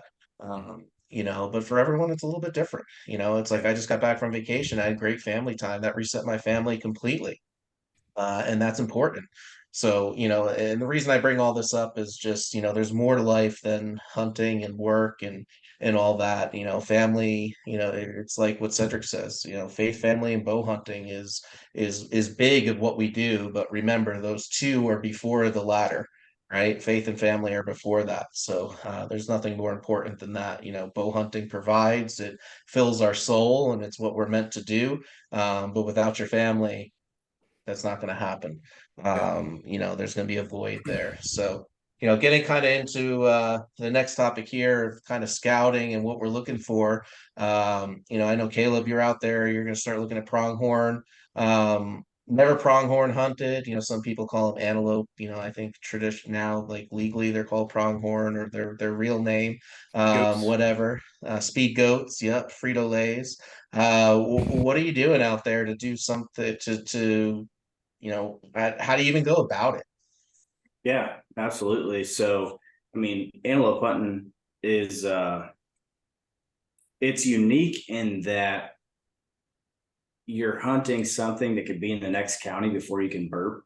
They're super fast. So, antelope scouting. So how I go about it, like I've got a really good friend who's got a ranch out here. So luckily for me, I'm on private ground, and I know a lot of ranchers that'll let you on. So for me, like how I go about it, especially, so I'll go out the second week of July and I'll get a hold of Steve and his brother and say, hey, I'm going to come out and show me what gates I can leave open, what I can't, because it changes every year. What you kind of got to go off that too when we're out here. But the biggest thing for here when you're scouting for antelope, don't open the door of the truck, because as soon as the truck door opens, they're gone. Like that's what they're scared about, is a truck door opening. So I got a spot and scope. Me and Cedric used it, but I'm going to get that attachment to put it on the window of the truck. But it starts the second week of July, and it doesn't stop. And for me, I know we're going to kind of talk on this a little bit, so I'll touch on it just because we're talking about it. But for like trail cameras, they don't work out here in the West. They just don't. I mean, because especially for like, you can get a pretty good bead on velvet, whitetail, and mule deer. It's almost a slam dunk. I will say that mule deer are pretty much a slam dunk with velvet, because they're going to be with the same bachelor group that they've been with all summer. They're going to be hitting the same food sources, the same water. Nothing is going to change for that deer from late June until their antlers get hard and that velvet falls off. Once that velvet falls off, it's like they turn into a completely different animal. They're not even, it's not even the same deer that you've watched all summer. Mm-hmm. So we try to get them killed early so we don't have to worry about that. But, for antelope and mule deer, I'd say it's the same thing. Like, get up on high ground, you're working, you're looking, you're working for them. But, at the end of the day, trail cameras here just it doesn't matter. I mean, and I know some people would disagree, but like I've run trail cameras out West, and it just doesn't matter. I mean, those deer are going to change their pattern as soon as their antlers get hard. And antelope, I mean, they might hit the same hayfield, but once you guys get out here, if you hunt with me, you'll notice something about antelope. They're never in the same exact spot on the same field as they were a week before, the day before, 2 days before. They're always moving a couple hundred yards here and there. And they do it for a reason. It's for predators. That's it. So you can't get a bead on them. They're always moving around. Now mule deer, whitetail, I mean, they are like clockwork with velvet on, but as soon as that falls off, it's a different story. But yeah, so that's pretty much my scouting routine, is eyes on. I mean, I can put a trail camera out and I can get pictures of a buck, and I might never see that buck the rest of the year, which I know is the same in the, like, hardwood areas. But I don't run trail cameras. I'll be honest. Like, this will be my first year that I've run trail cameras, probably, I don't know, 3 or 4 years, because I just haven't had luck. Like, I'll get a picture of a buck, get super excited, and then I'm hunting that one particular spot. But then I could have probably taken 140, 150 inch deer when I was hunting this 190 or something. You know what I mean? Like, and I guess the last point I'll make is last year, right? It was like probably about 3 or 4 weeks before I first talked to Cedric. I went and hunted a piece of public ground that I never even hunted deer on. It's just so thick. It's miserable to get to. You're loud. It doesn't matter what you do. Like it's pretty much a hanging hunt. That's all you can do. And I missed a 190-inch deer that I didn't even know was in the county or the state, and it just happened so quick. So trail camera wise, I've never run them, or at least not a lot. And that's my scouting routine really, is just eyes on. That's the only way you can do it out west, I feel like. Okay, great. So now with antelope, is there some sort of restriction on how big they got to be or where you are? No, we don't have those kind of restrictions. I know there's some states like Nevada is really or is it Nevada or New Mexico? One of those. That's where the big boys come out of. I mean, like if you want to shoot a true giant of an antelope, you need to go to Nevada or New Mexico. I mean, you can get on social media and look, and some of the stuff you see for antelope, you're just like, what in the world is that? And it's because of the restrictions. I mean, and it's good. Like you're taking those antelope when they're 6 to 8 years old rather than shooting a 3 or 4-year-old buck here, which is still a great buck. That doesn't mean it's not a trophy. And we've talked about that before, but yeah, no restrictions here. We just don't get big pronghorn out here. Like I got a buddy from South Dakota. He came down and he killed one that was like 17 inches or something like that. As far as like the measurement goes, that was a giant. Like, I think he was only like 2 inches away from being the state record. Like it's just an absolute monster. But you can go down to New Mexico and people are like, nah, he's too small, so you got to know your area. And we don't have any restrictions on that. You can shoot buck, doe. I mean, it doesn't matter. Your tag is any sex and any size. If you shoot one with a rifle, they do have check-in station. You got to take it to either fire station or some gas stations will do like check-in stations out here.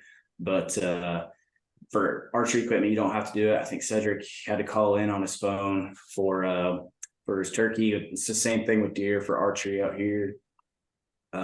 Same thing with antelope, but it's a good time. I mean, it's definitely a different type of hunting, and antelope hunting can be different in a lot of different states. Like I know a couple buddies of mine use decoys, and here I've just not had luck with it. They see a decoy and they're going the other way. I mean, and maybe that's just the deer or the antelope that have been hunted. I don't know, but Have been hunted pretty hard.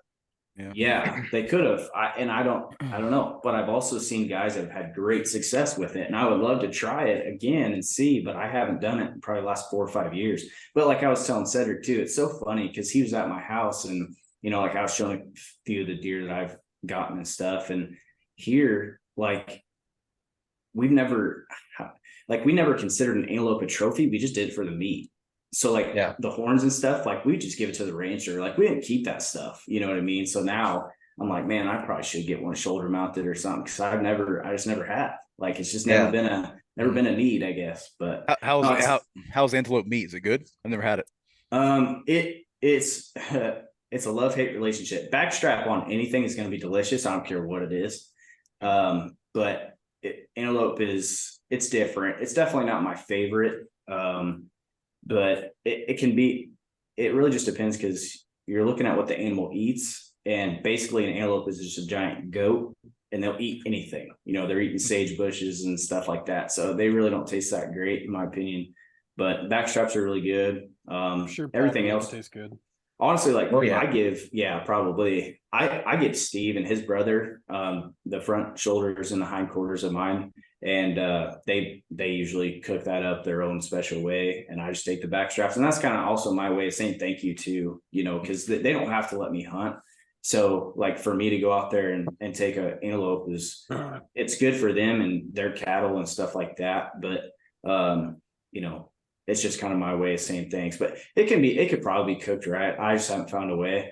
I mean, Paul could probably figure it out, I'm sure. It's real gamey. Oh yeah. It's real gamey. Yeah, low and slow for a long time. A lot of people make tacos out of it, barista tacos, stews, any sort of braised stuff like that. Obviously, besides the loins, any sort of burger, anything like that.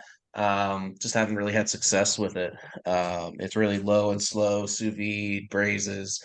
I see a lot of Mexican done with it, a lot of tacos, a lot of enchiladas, a lot of that low, slow braise, and then mix into something else to get cooked again, heavily spiced. So Gotcha. there's ways around it. There's not much fat on it. It's pretty lean. And like you Mhm. said, you are what you eat, right? And they eat sticks and Right. rocks and poison ivy and whatever else is out They there. eat Yeah, everything. yummy stuff. So Yeah, and that's the other thing too that I'll touch on with the meat is with antelope, you'll find a lot of antelope in general, they're all scarred up, and some of them have really bad gashes on them and stuff because they don't jump fences, they run through them. So like they'll have all like I've found.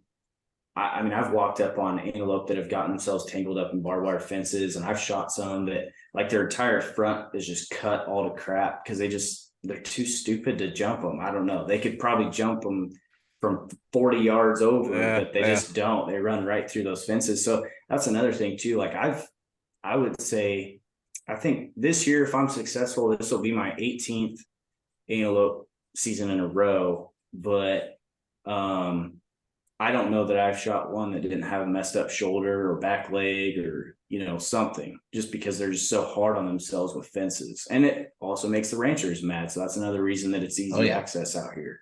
Mhm. So oh yeah. So is that mainly gun or bow or a combination of both? I I bow hunt them. I think it's really, really fun. To touch on antelope, the best way that I've found for hunting antelope is to get low, which is kind of opposite of what you really want to do because you want to see them to know where they're at. But the thing about antelope is their eyesight's really, really good, but they really depend on their nose. So if you can know where the herd's at, and they're going to tell you by reading them which way they're going to want to go. They're not going to they're going to keep trying to get that way. Even if you spook them, they're still going to take that way. That's just where they want to go. So I try to get below them, and then we have a lot of canyon country out here, so it drops down, and you get a lot of bottlenecks, which works great because it's a pinch point. You know where they're going to be have to drop down into that canyon at. So that's how we'll be hunting them out here. Is just kind of trying to get a little bit lower than them, get down. But for mule deer, I love spot stock mule deer hunting because we have a lot of Milo fields out here. So anybody that's ever been around Milo, it on average it's probably about 3 feet high at the most, depending on when it's harvested. But you can see, I mean, all you see really is antlers or ears, and it's awesome because it's great cover. If the wind's blowing really good, which in Nebraska it's usually always blowing, you can spot or you can stalk in within 60 yards pretty easy of a mule deer out here. Whitetail don't so much bed down in it. They like to see a little bit more. Mule deer rely on their ears and their nose, but whitetail don't much like that. But I would say the whitetail population out west is slowly going away. It's just they just don't thrive in that area like the mule deer do. But it's a lot of fun. There's no doubt about it. I'm excited to have you guys out here because it's fairly inexpensive to do, and you can rifle on them no problem. I mean, shoot, like a couple of my buddies, like they built those long range rifles. I don't remember that Troy or Cedric or somebody might know the answer to this, but there's a company out right now. I don't know the name of them, but they make carbon rifle barrels, and like they have blown up here. So like a lot of guys are doing those. They're taking mule deer and antelope at 800 yards, no problem. And they're super lightweight, super quiet. Like a lot of guys are using suppressors now because they're legal here in Nebraska. You can buy a suppressor, put that on your rifle. But I can pretty much, and this is me tooting my own horn, and I will. If you want a rifle on out here, I can guarantee you an antelope and or mule deer or whitetail, whatever you want. Like I can get you within 300 yards, no problem of any of that stuff. I mean, That's not fun. That's automatic. Well, no, it's not. I mean, that's why I bow hunt them. But and that's I think we talked about this in a text message, or I talked about it with somebody. If you put up a ground blind, you better do it 3 weeks before you hunt it, because those, I don't care if it's mule deer or antelope, they are not dumb. They are not going to come near that thing until they can walk by it a few times and check it out, and then they'll be like, all right, that's cool then. But you got to put it out real early. Yeah. Great. So what are we doing now out there in Ohio? I know obviously there's no antelope or mule deer. So we're getting ready for whitetail season coming up. Kind of got the summer off here. a lot of practicing with the bows going on. I mean, even for Cedric as well down there in Missouri. I don't think you got any mule deer or antelope out there, do you? No, man, it's strictly whitetails out here. Yeah. So I guess the four of us out here, what are we doing now to get ready for the season? I know we're going to kick this off early, try to get ahead of a bunch of people, but really, I know over here we got some bucks. I was checking my camera today. I do use some trail cameras, mostly ones that text me pictures, just because I've set box blinds and stands that there's really only one or two directions that the deer can go on a couple of the farms here. So I rely on them for that, mainly for inventory purposes, not for hunting purposes, just to see what's on the farms consistently, because we own them. So we want to know what's there and how they're growing and is our practices, coming to good use. But I mean, we got some bucks that have brow tines and are up 8, 10 inches already. So, what are you guys doing out there to maintain them? I know Ohio, you can mineral bait, do all that stuff. So, Mhm. what's your focus this time of year? Is it more of mineral and growth, or how you going about that? I don't know. I think there's for Ohio. I'll let Troy talk and jump in, Troy, when you want to, because we're going to be working together. We have a big summer ahead of us. We're going to kick it off next weekend here in Ohio with a couple of farms that I have access to that we're going to hunt this fall. And not only will I be hunting them, and Troy will be with me, but we're going to have Hunt Tech fly over from Africa, and Mike Austin and Trees and Camo will be up here this fall, and we're going to be slamming these farms at peak rut. And it's hard for me because I'm on Caleb's team with this. Bringing the idea of the game cams, the mineral sites, and all this thing. I grew up doing none of it. I grew up, with a dad that farmed, and we didn't do anything. There was crops out, but the deer ate the corn and the beans that were out for the cattle, and hay, alfalfa. We were baling. I ran nothing. We didn't put mineral sites out. We didn't put feed out. We didn't put cams out. And I shot the biggest deer of my life 3 years ago now, Tater, 170 and some change. I didn't know he existed, and I had the best hunt of my life. So Caleb, I'm with you, man. Like I could have put a cam out, but I slammed the stand out on a property we bought here behind the shop, and he came in pushing a doe hard during rut. I think it's November 3rd, and it's funny because the night I shot that buck, I was actually texting two guys about the Clovis, and that was the night I kicked all this off. I actually decided, it was time to take that step in my life. But as far as the summer goes, Troy and I are going to work together, Greenland Outdoors and Trip Point Outdoors in Ohio. These farms are big. There's a mixture of hardwoods, a lot of fields, agricultural fields. I'm assuming the fields are already planted, rotating the beans and the corn. So what was soybeans and tore the heck out of my boots walking through it last year to get the stands will be corn this year. So we're gonna have to skirt the edges. And I got that e-bike. That was a real big helpful benefit for me. I think we'll use it a lot this fall. Here and there, it's not the perfect solution, but it's pretty darn cool. It's silent, and I tell you what, I can check stuff real quick instead of walking. It's a lot faster. So I may not look the coolest riding it in my chaps, as Troy says, but it's a lot of fun to use, and even just enjoyment with the kids getting out and riding. But these farms will put mineral sites out on, and Troy, we had a discussion yesterday about this, or at some point here pretty recently. I don't know how many mineral blocks versus mineral licks to put out on one farm. Say one farm we have access to hunt. There are two farms and they're separated by maybe a half mile distance, but they're almost together. And I'm saying they're going to be in the neighborhood acreage of, I don't know, 300-400 acres a piece ish in that neighborhood. Mhm. So how many mineral sites do you put out on one farm? I don't know. See, and yeah, I don't know. Obviously, I doubt there's a exact answer. There's a lot of people who've been doing this a lot longer than me that could tell you, what's right and wrong in their opinion. Yeah. But for me, since I've moved here to Ohio, the mineral sites and the bait piles and things like that, um, they're all tools, in your kit. The cameras, it's a tool. Everything's a tool to help you with your game. And at the end of the day, it comes down to instincts and your intuition. And Josh, you and I walking around the woods like, man, this is where I would sit, and that comes with Mhm. experience. Yep. But this time of year for me, using cameras and mineral sites is more of learning where the deer will move and won't move. If I go buy, some attractant from the store and I can smell it, I know the deer can smell it, it tastes good, whatever. And I put that out and I put a camera on it and I get a handful of does and nothing really hits it. Well, I know that there's a reason that they're not coming through that area, or vice versa.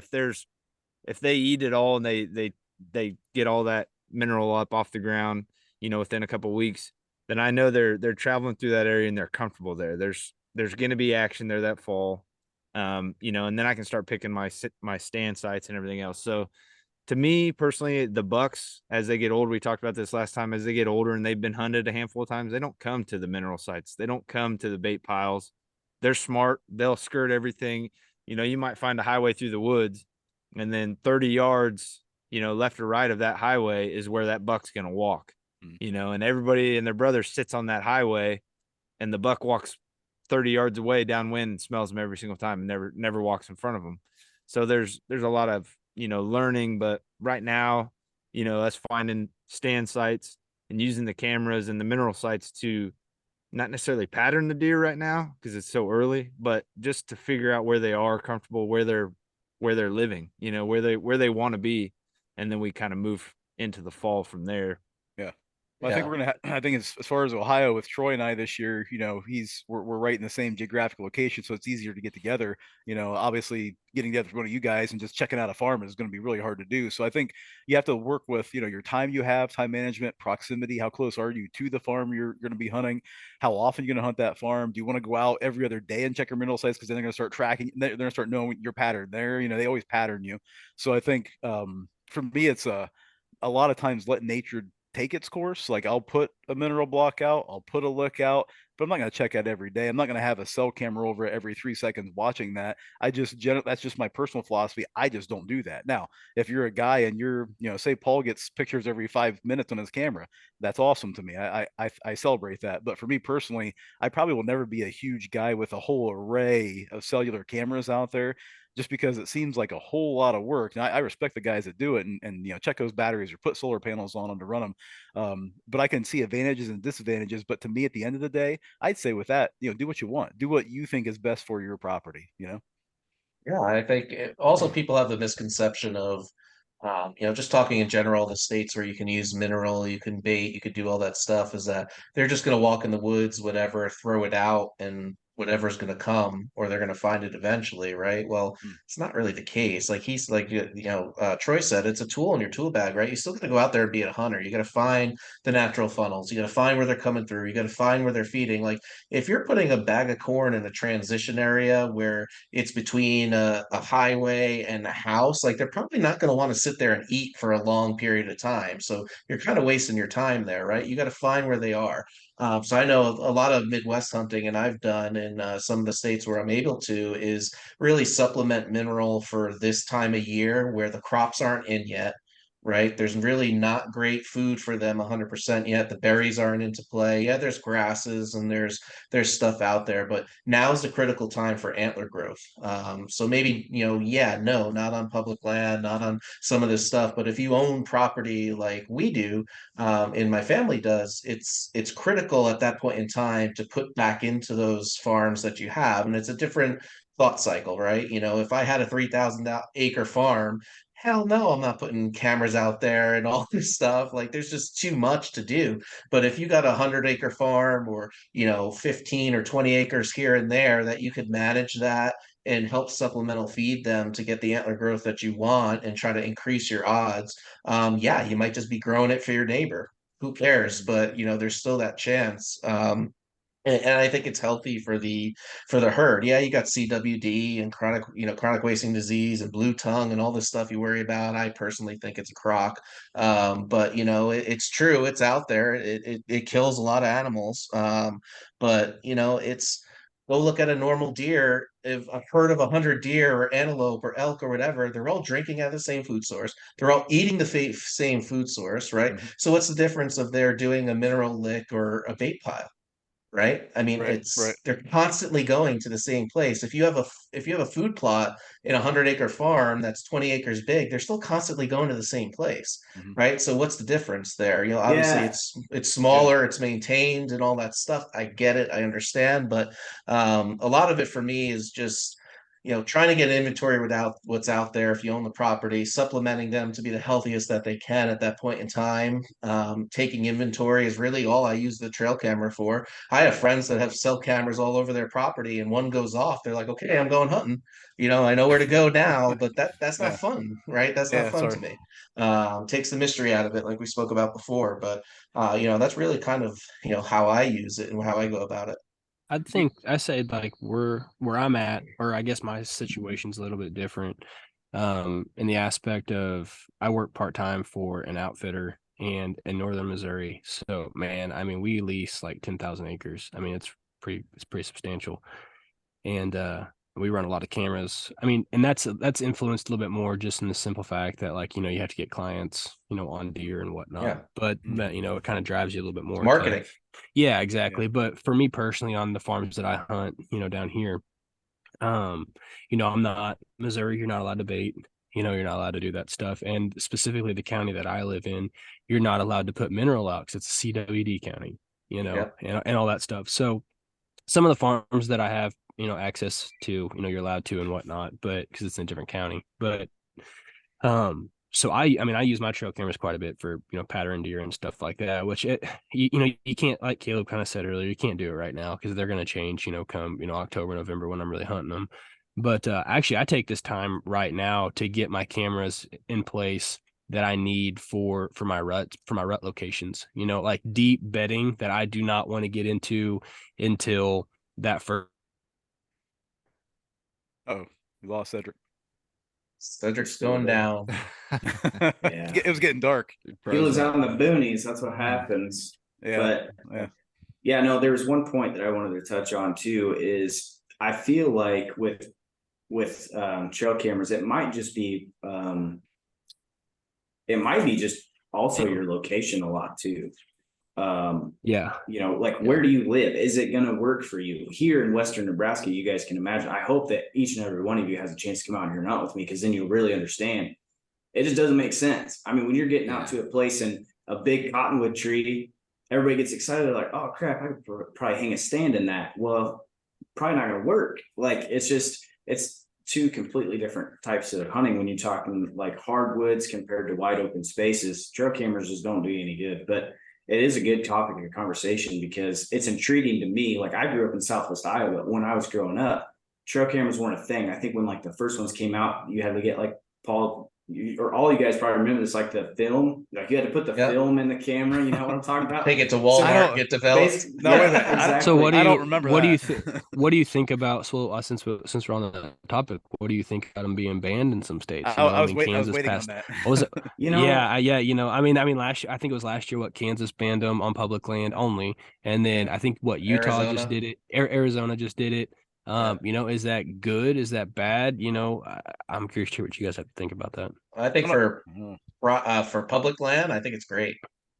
There's a sense of privacy out there as well. I know I hunt Utah a lot for elk the past couple of years, and you go onto some public land and you go into a meadow, and there's 25 cameras hung on that meadow, and it just, none of them are cell cameras. They're all, cards. So how many times are people coming in and out of there, disturbing everything, and I know Arizona just banned it as well. And it's a good point, right? There's maybe one or two good watering holes that mule deer, antelope, elk, they can all go to, let alone any other game. And you see pictures of 20 trail cams on the only tree overlooking this water hole. So now that's 20 people coming and checking it how many times, and that's the only source of water that they have, right? That's the only opportunity they have to get a drink.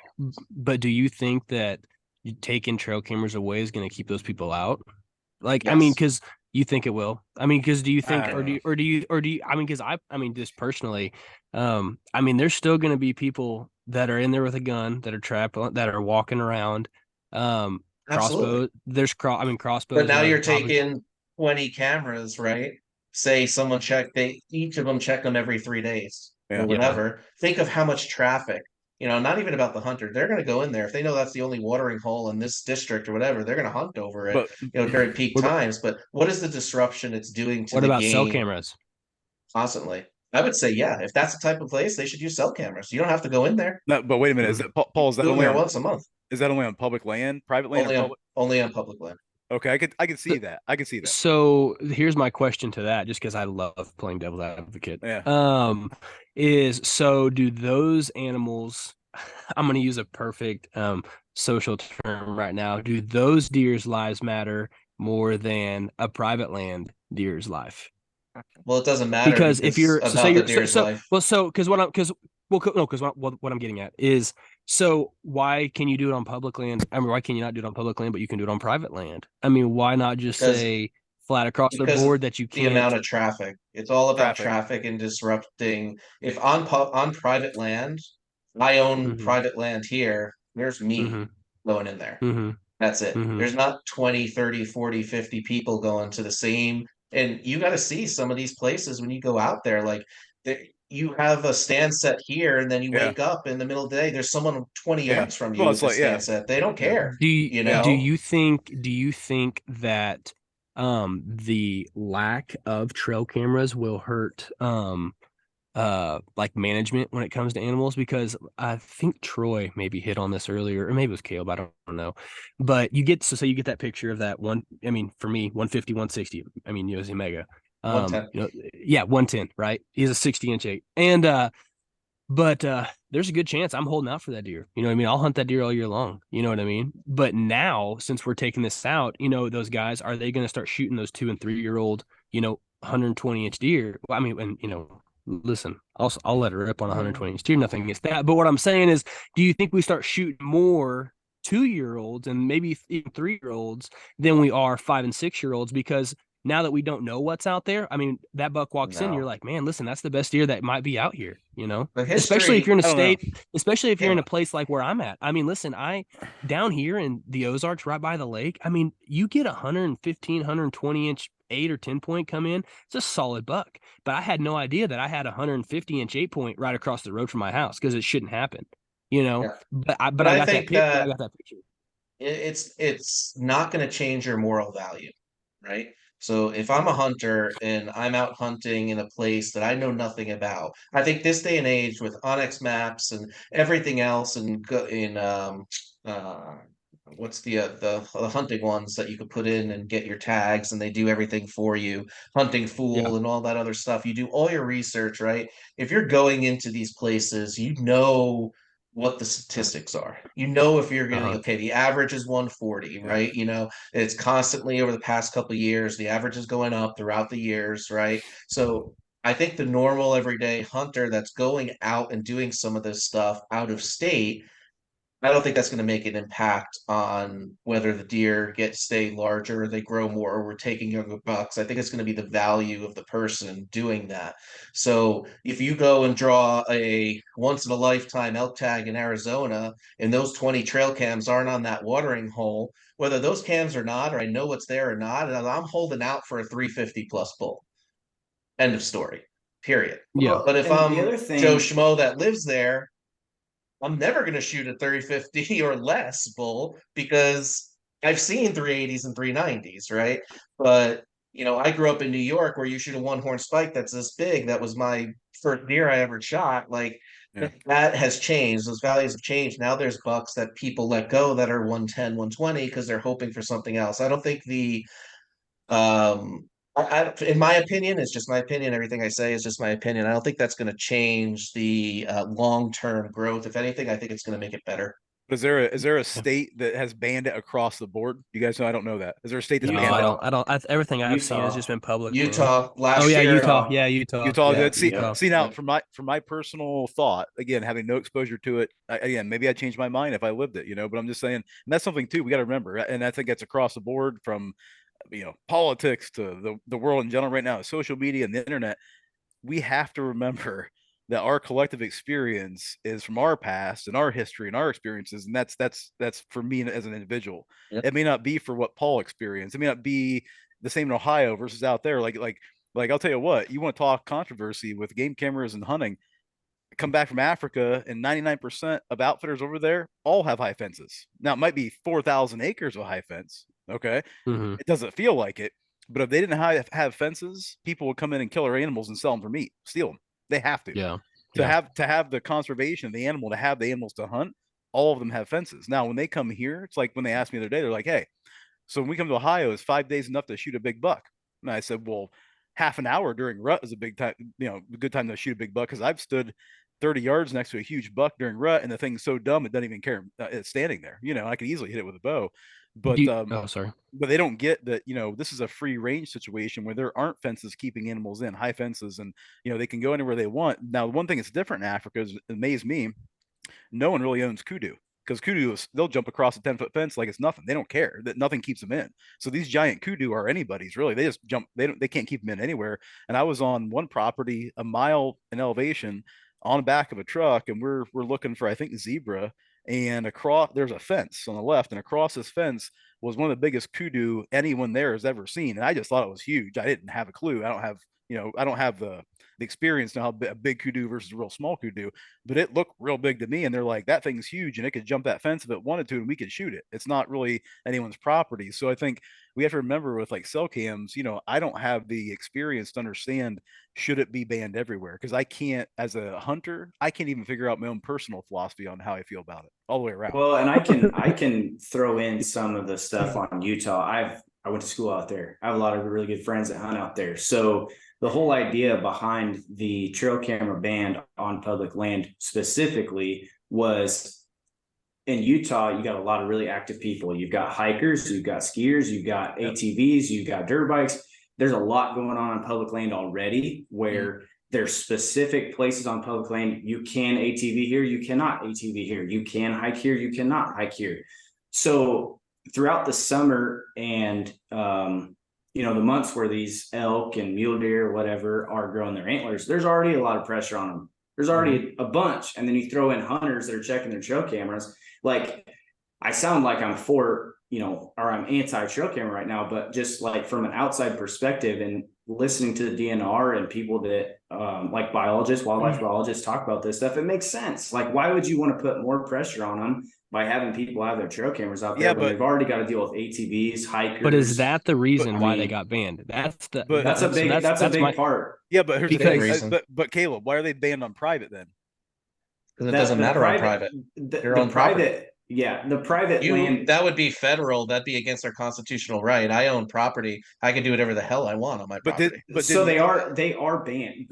Trail cameras are banned on private land in Utah. But like what Paul's saying, like, gosh, what's the way to? Who's gonna know? Yeah, but there's no DNR, there's no DWR that can legally come onto your, like in Virginia, they can't come onto my private land and enforce any law. They have to ask permission. Yeah. So unless they have a warrant, they are not allowed to step onto my land and do whatever they want. So unless they have a warrant to do so. So, and then state to state, everything's different. The biggest thing is public land. I think that's when it comes to banning trail cameras. Yeah. I think every wildlife biologist, every hunter, every DNR agency would argue that trail cameras hurt on public land in some areas. So here's my question. Here's my rebuttal to that is, so say we take the trail cameras out, right? Because it's a nuisance on the animals, right? So what does that cause? That causes more boots on the ground scouting, does it not? I mean, because you potentially, who's willing to put in that work? Because the guys before weren't, but the guys with cameras were. Most of those cameras are deemed out of state on public land, from the research that I've seen through Arizona and Utah. So that was the main reason as well. So out of those 20 cameras, anywhere from 12 to 13 were out of state owners. So the majority of those people are not. The only people that it's hurting on public land are those outfitters. And to be honest, the outfitters that I've seen in some of these places, they'll go on public land, they'll put cameras out, they'll see a huge bull or a huge muley, and they'll stand in front of the the entrance with their truck and tell nobody they can go there until their hunter comes. Oh, wow. So I've seen that. I've seen that firsthand in Utah.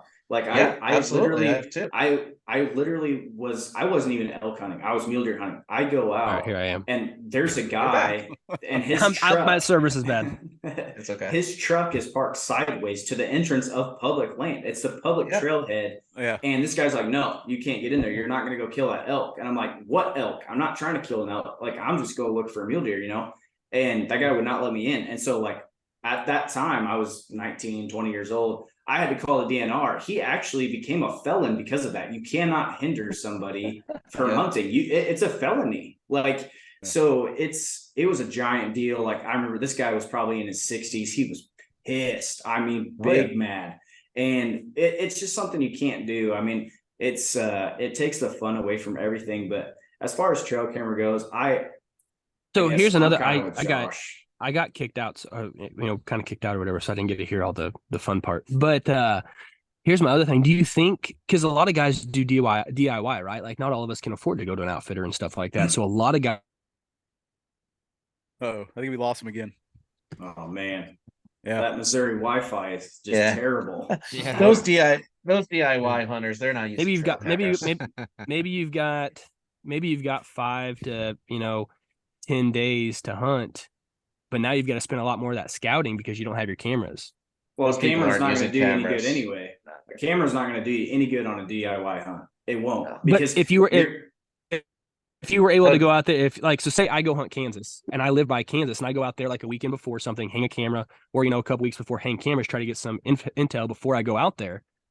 But I can't do that now. So now my trip, I've got to take a couple of days of really just kind of hanging hunts to see what's going on. right. Well, that's the thing too, is if you're an out-of-state hunter in Kansas, you paid, like, I know the last time I hunted Kansas, it cost me $1,100. I was willing to kill 130 out there. I wasn't worried about what's the biggest deer in the area. I just so happened to kill a 170-inch 8-point. I was just lucky. Like, that was just dumb luck. I stubbed my toe on my counter. Like, that's just how it worked. Mm-hmm. But I mean, you could go back and forth with it, but like at There's the end of the day, parts. yeah, at the end of the day, like if you really are just going on the DIY stuff, if you really are and you've got 6, 7, 8 days to hunt, a trail camera ain't gonna do you no good because that deer could be in the next county I wouldn't even and bring you it. show up to hunt.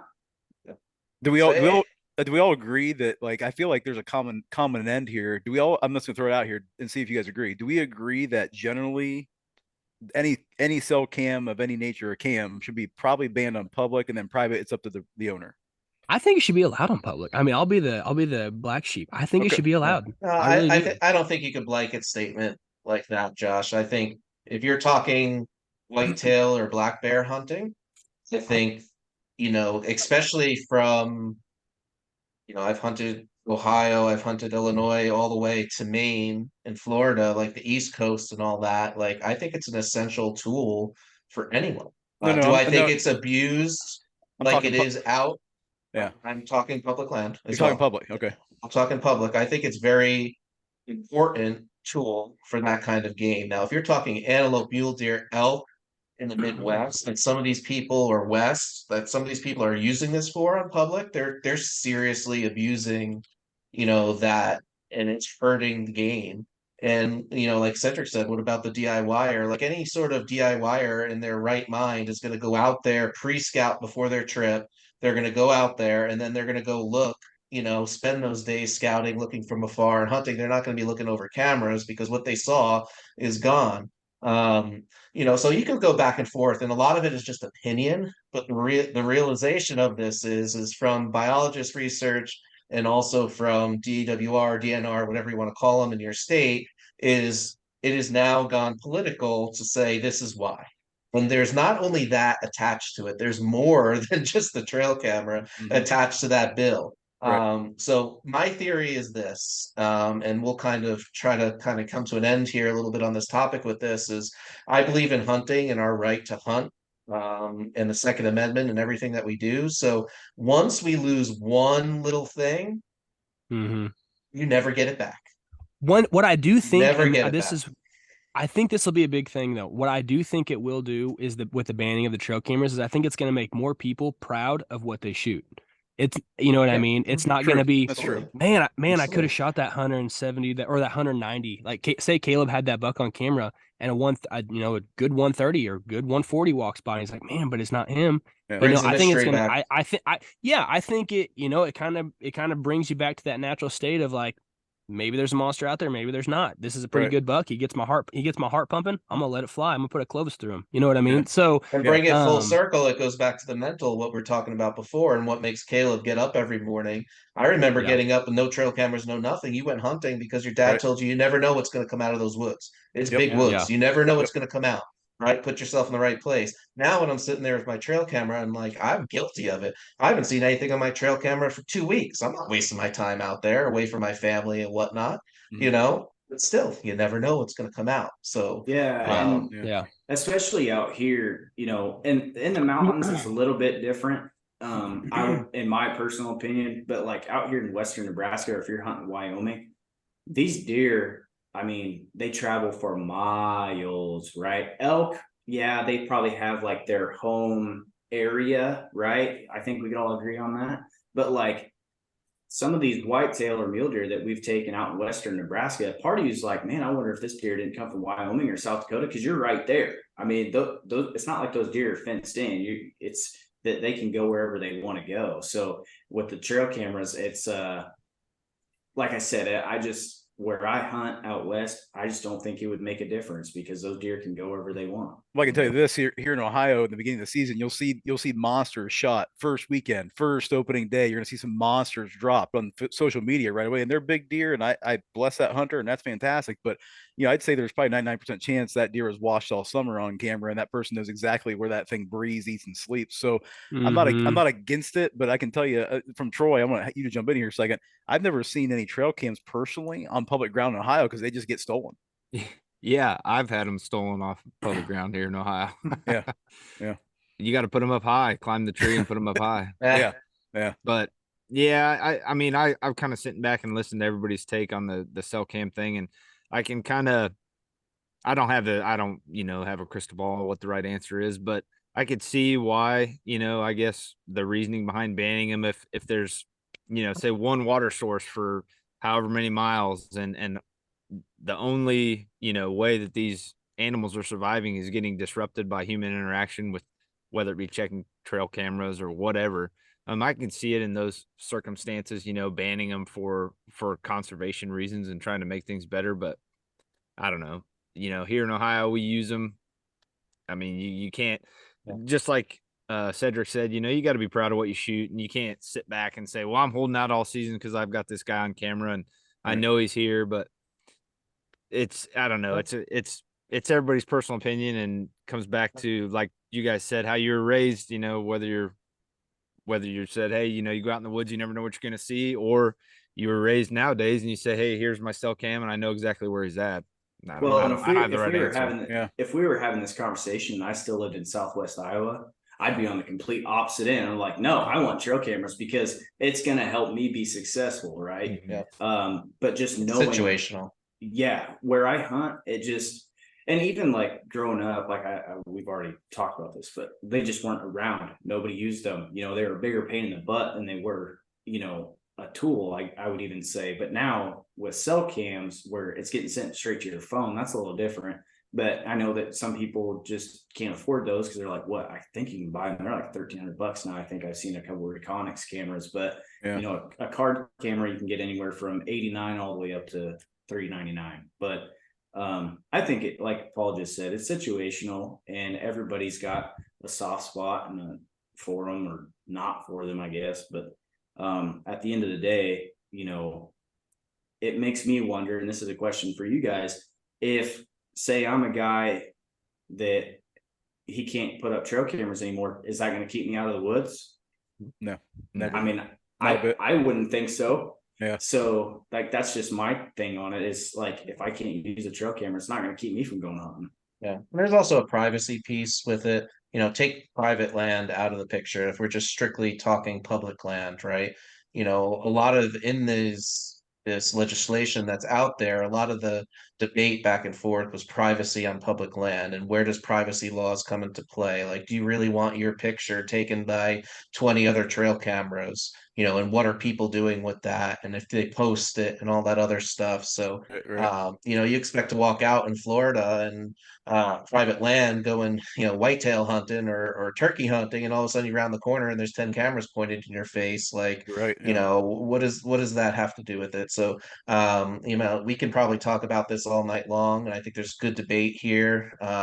Overall, I think it's very situational. I think it's a very personal preference on what you use. Overall, I think if we were to take a vote, I think most people would say public land based on where you are is probably not the best thing to do out there. Private land, I'm a firm believer of if you own it, you do what you want. Like, Yeah. I don't care I if you use a agree. grenade launcher and, you get away with it, but whatever, that's your property. You do what you want. Who am I to say anything different? Right. But when it comes to public land and I'm a little two-faced in saying this because I don't really hunt public land, really at all. Sometimes when I go out west, there's a couple places we go, but most of mine is private. So I have that luxury, but it's definitely different everywhere you go. So hopefully these states can figure out why, and it's for good reason. But once again, it's just like we said a million times on the last podcast, and this one is if you don't your voice doesn't matter unless you do something about it, right? You could be that person sitting behind the computer or sitting at your table, BSing about it and going, "Oh, what is me?" But if you didn't go out and enforce or help or do anything or donate to anything that could help change legislation, you're no one to talk. So Mhm. you're just a keyboard wizard at that point. So Yeah. Yep. get out there and be part of what saves our great sport and what we love. Absolutely. And enforce Yes, that sir. in anything up and coming. But we're here at the end of episode 2. I want to thank all you guys for coming out. We had some great talk and debate here. We're slowly losing Cedric to the masses over here. There he is in the darkness. He's fading into the darkness. So it's true. Um, yeah, but Troy's figured out the lighting over there. It Yeah. actually looks pretty cool. I think Cedric was chasing his Wi-Fi back there in the back for a little bit, kept looking She let over the his shoulder. she let the cat come out here Or and the the dog. swamp So monsters come to get him out Uh, of the lake or something like that. But I want to thank you guys for taking this time on this holiday weekend. Hopefully, we'll be able to get this out here come the middle of the week once we get some of this editing done and get it out there.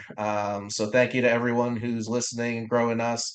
We're almost at 100 downloads right now for episode 1 between all the platforms, between Buzzsprout, Apple iTunes, Google. And then also Amazon Alexa and iHeartRadio. So please, once you listen to us, download, give us 5 stars. We appreciate it. If there's a topic that you want to talk about or hear opinions on, send us an email, reach out on social media. All our names and tags will be in the show notes here. So you'll be able to look at that and you'll be able to reach out to us from there. But once again, this is the Bowmen coming at you, episode 2, and stay tuned for episode 3 coming up here soon in the next couple weeks. Everyone have a good evening, and we'll talk to you soon.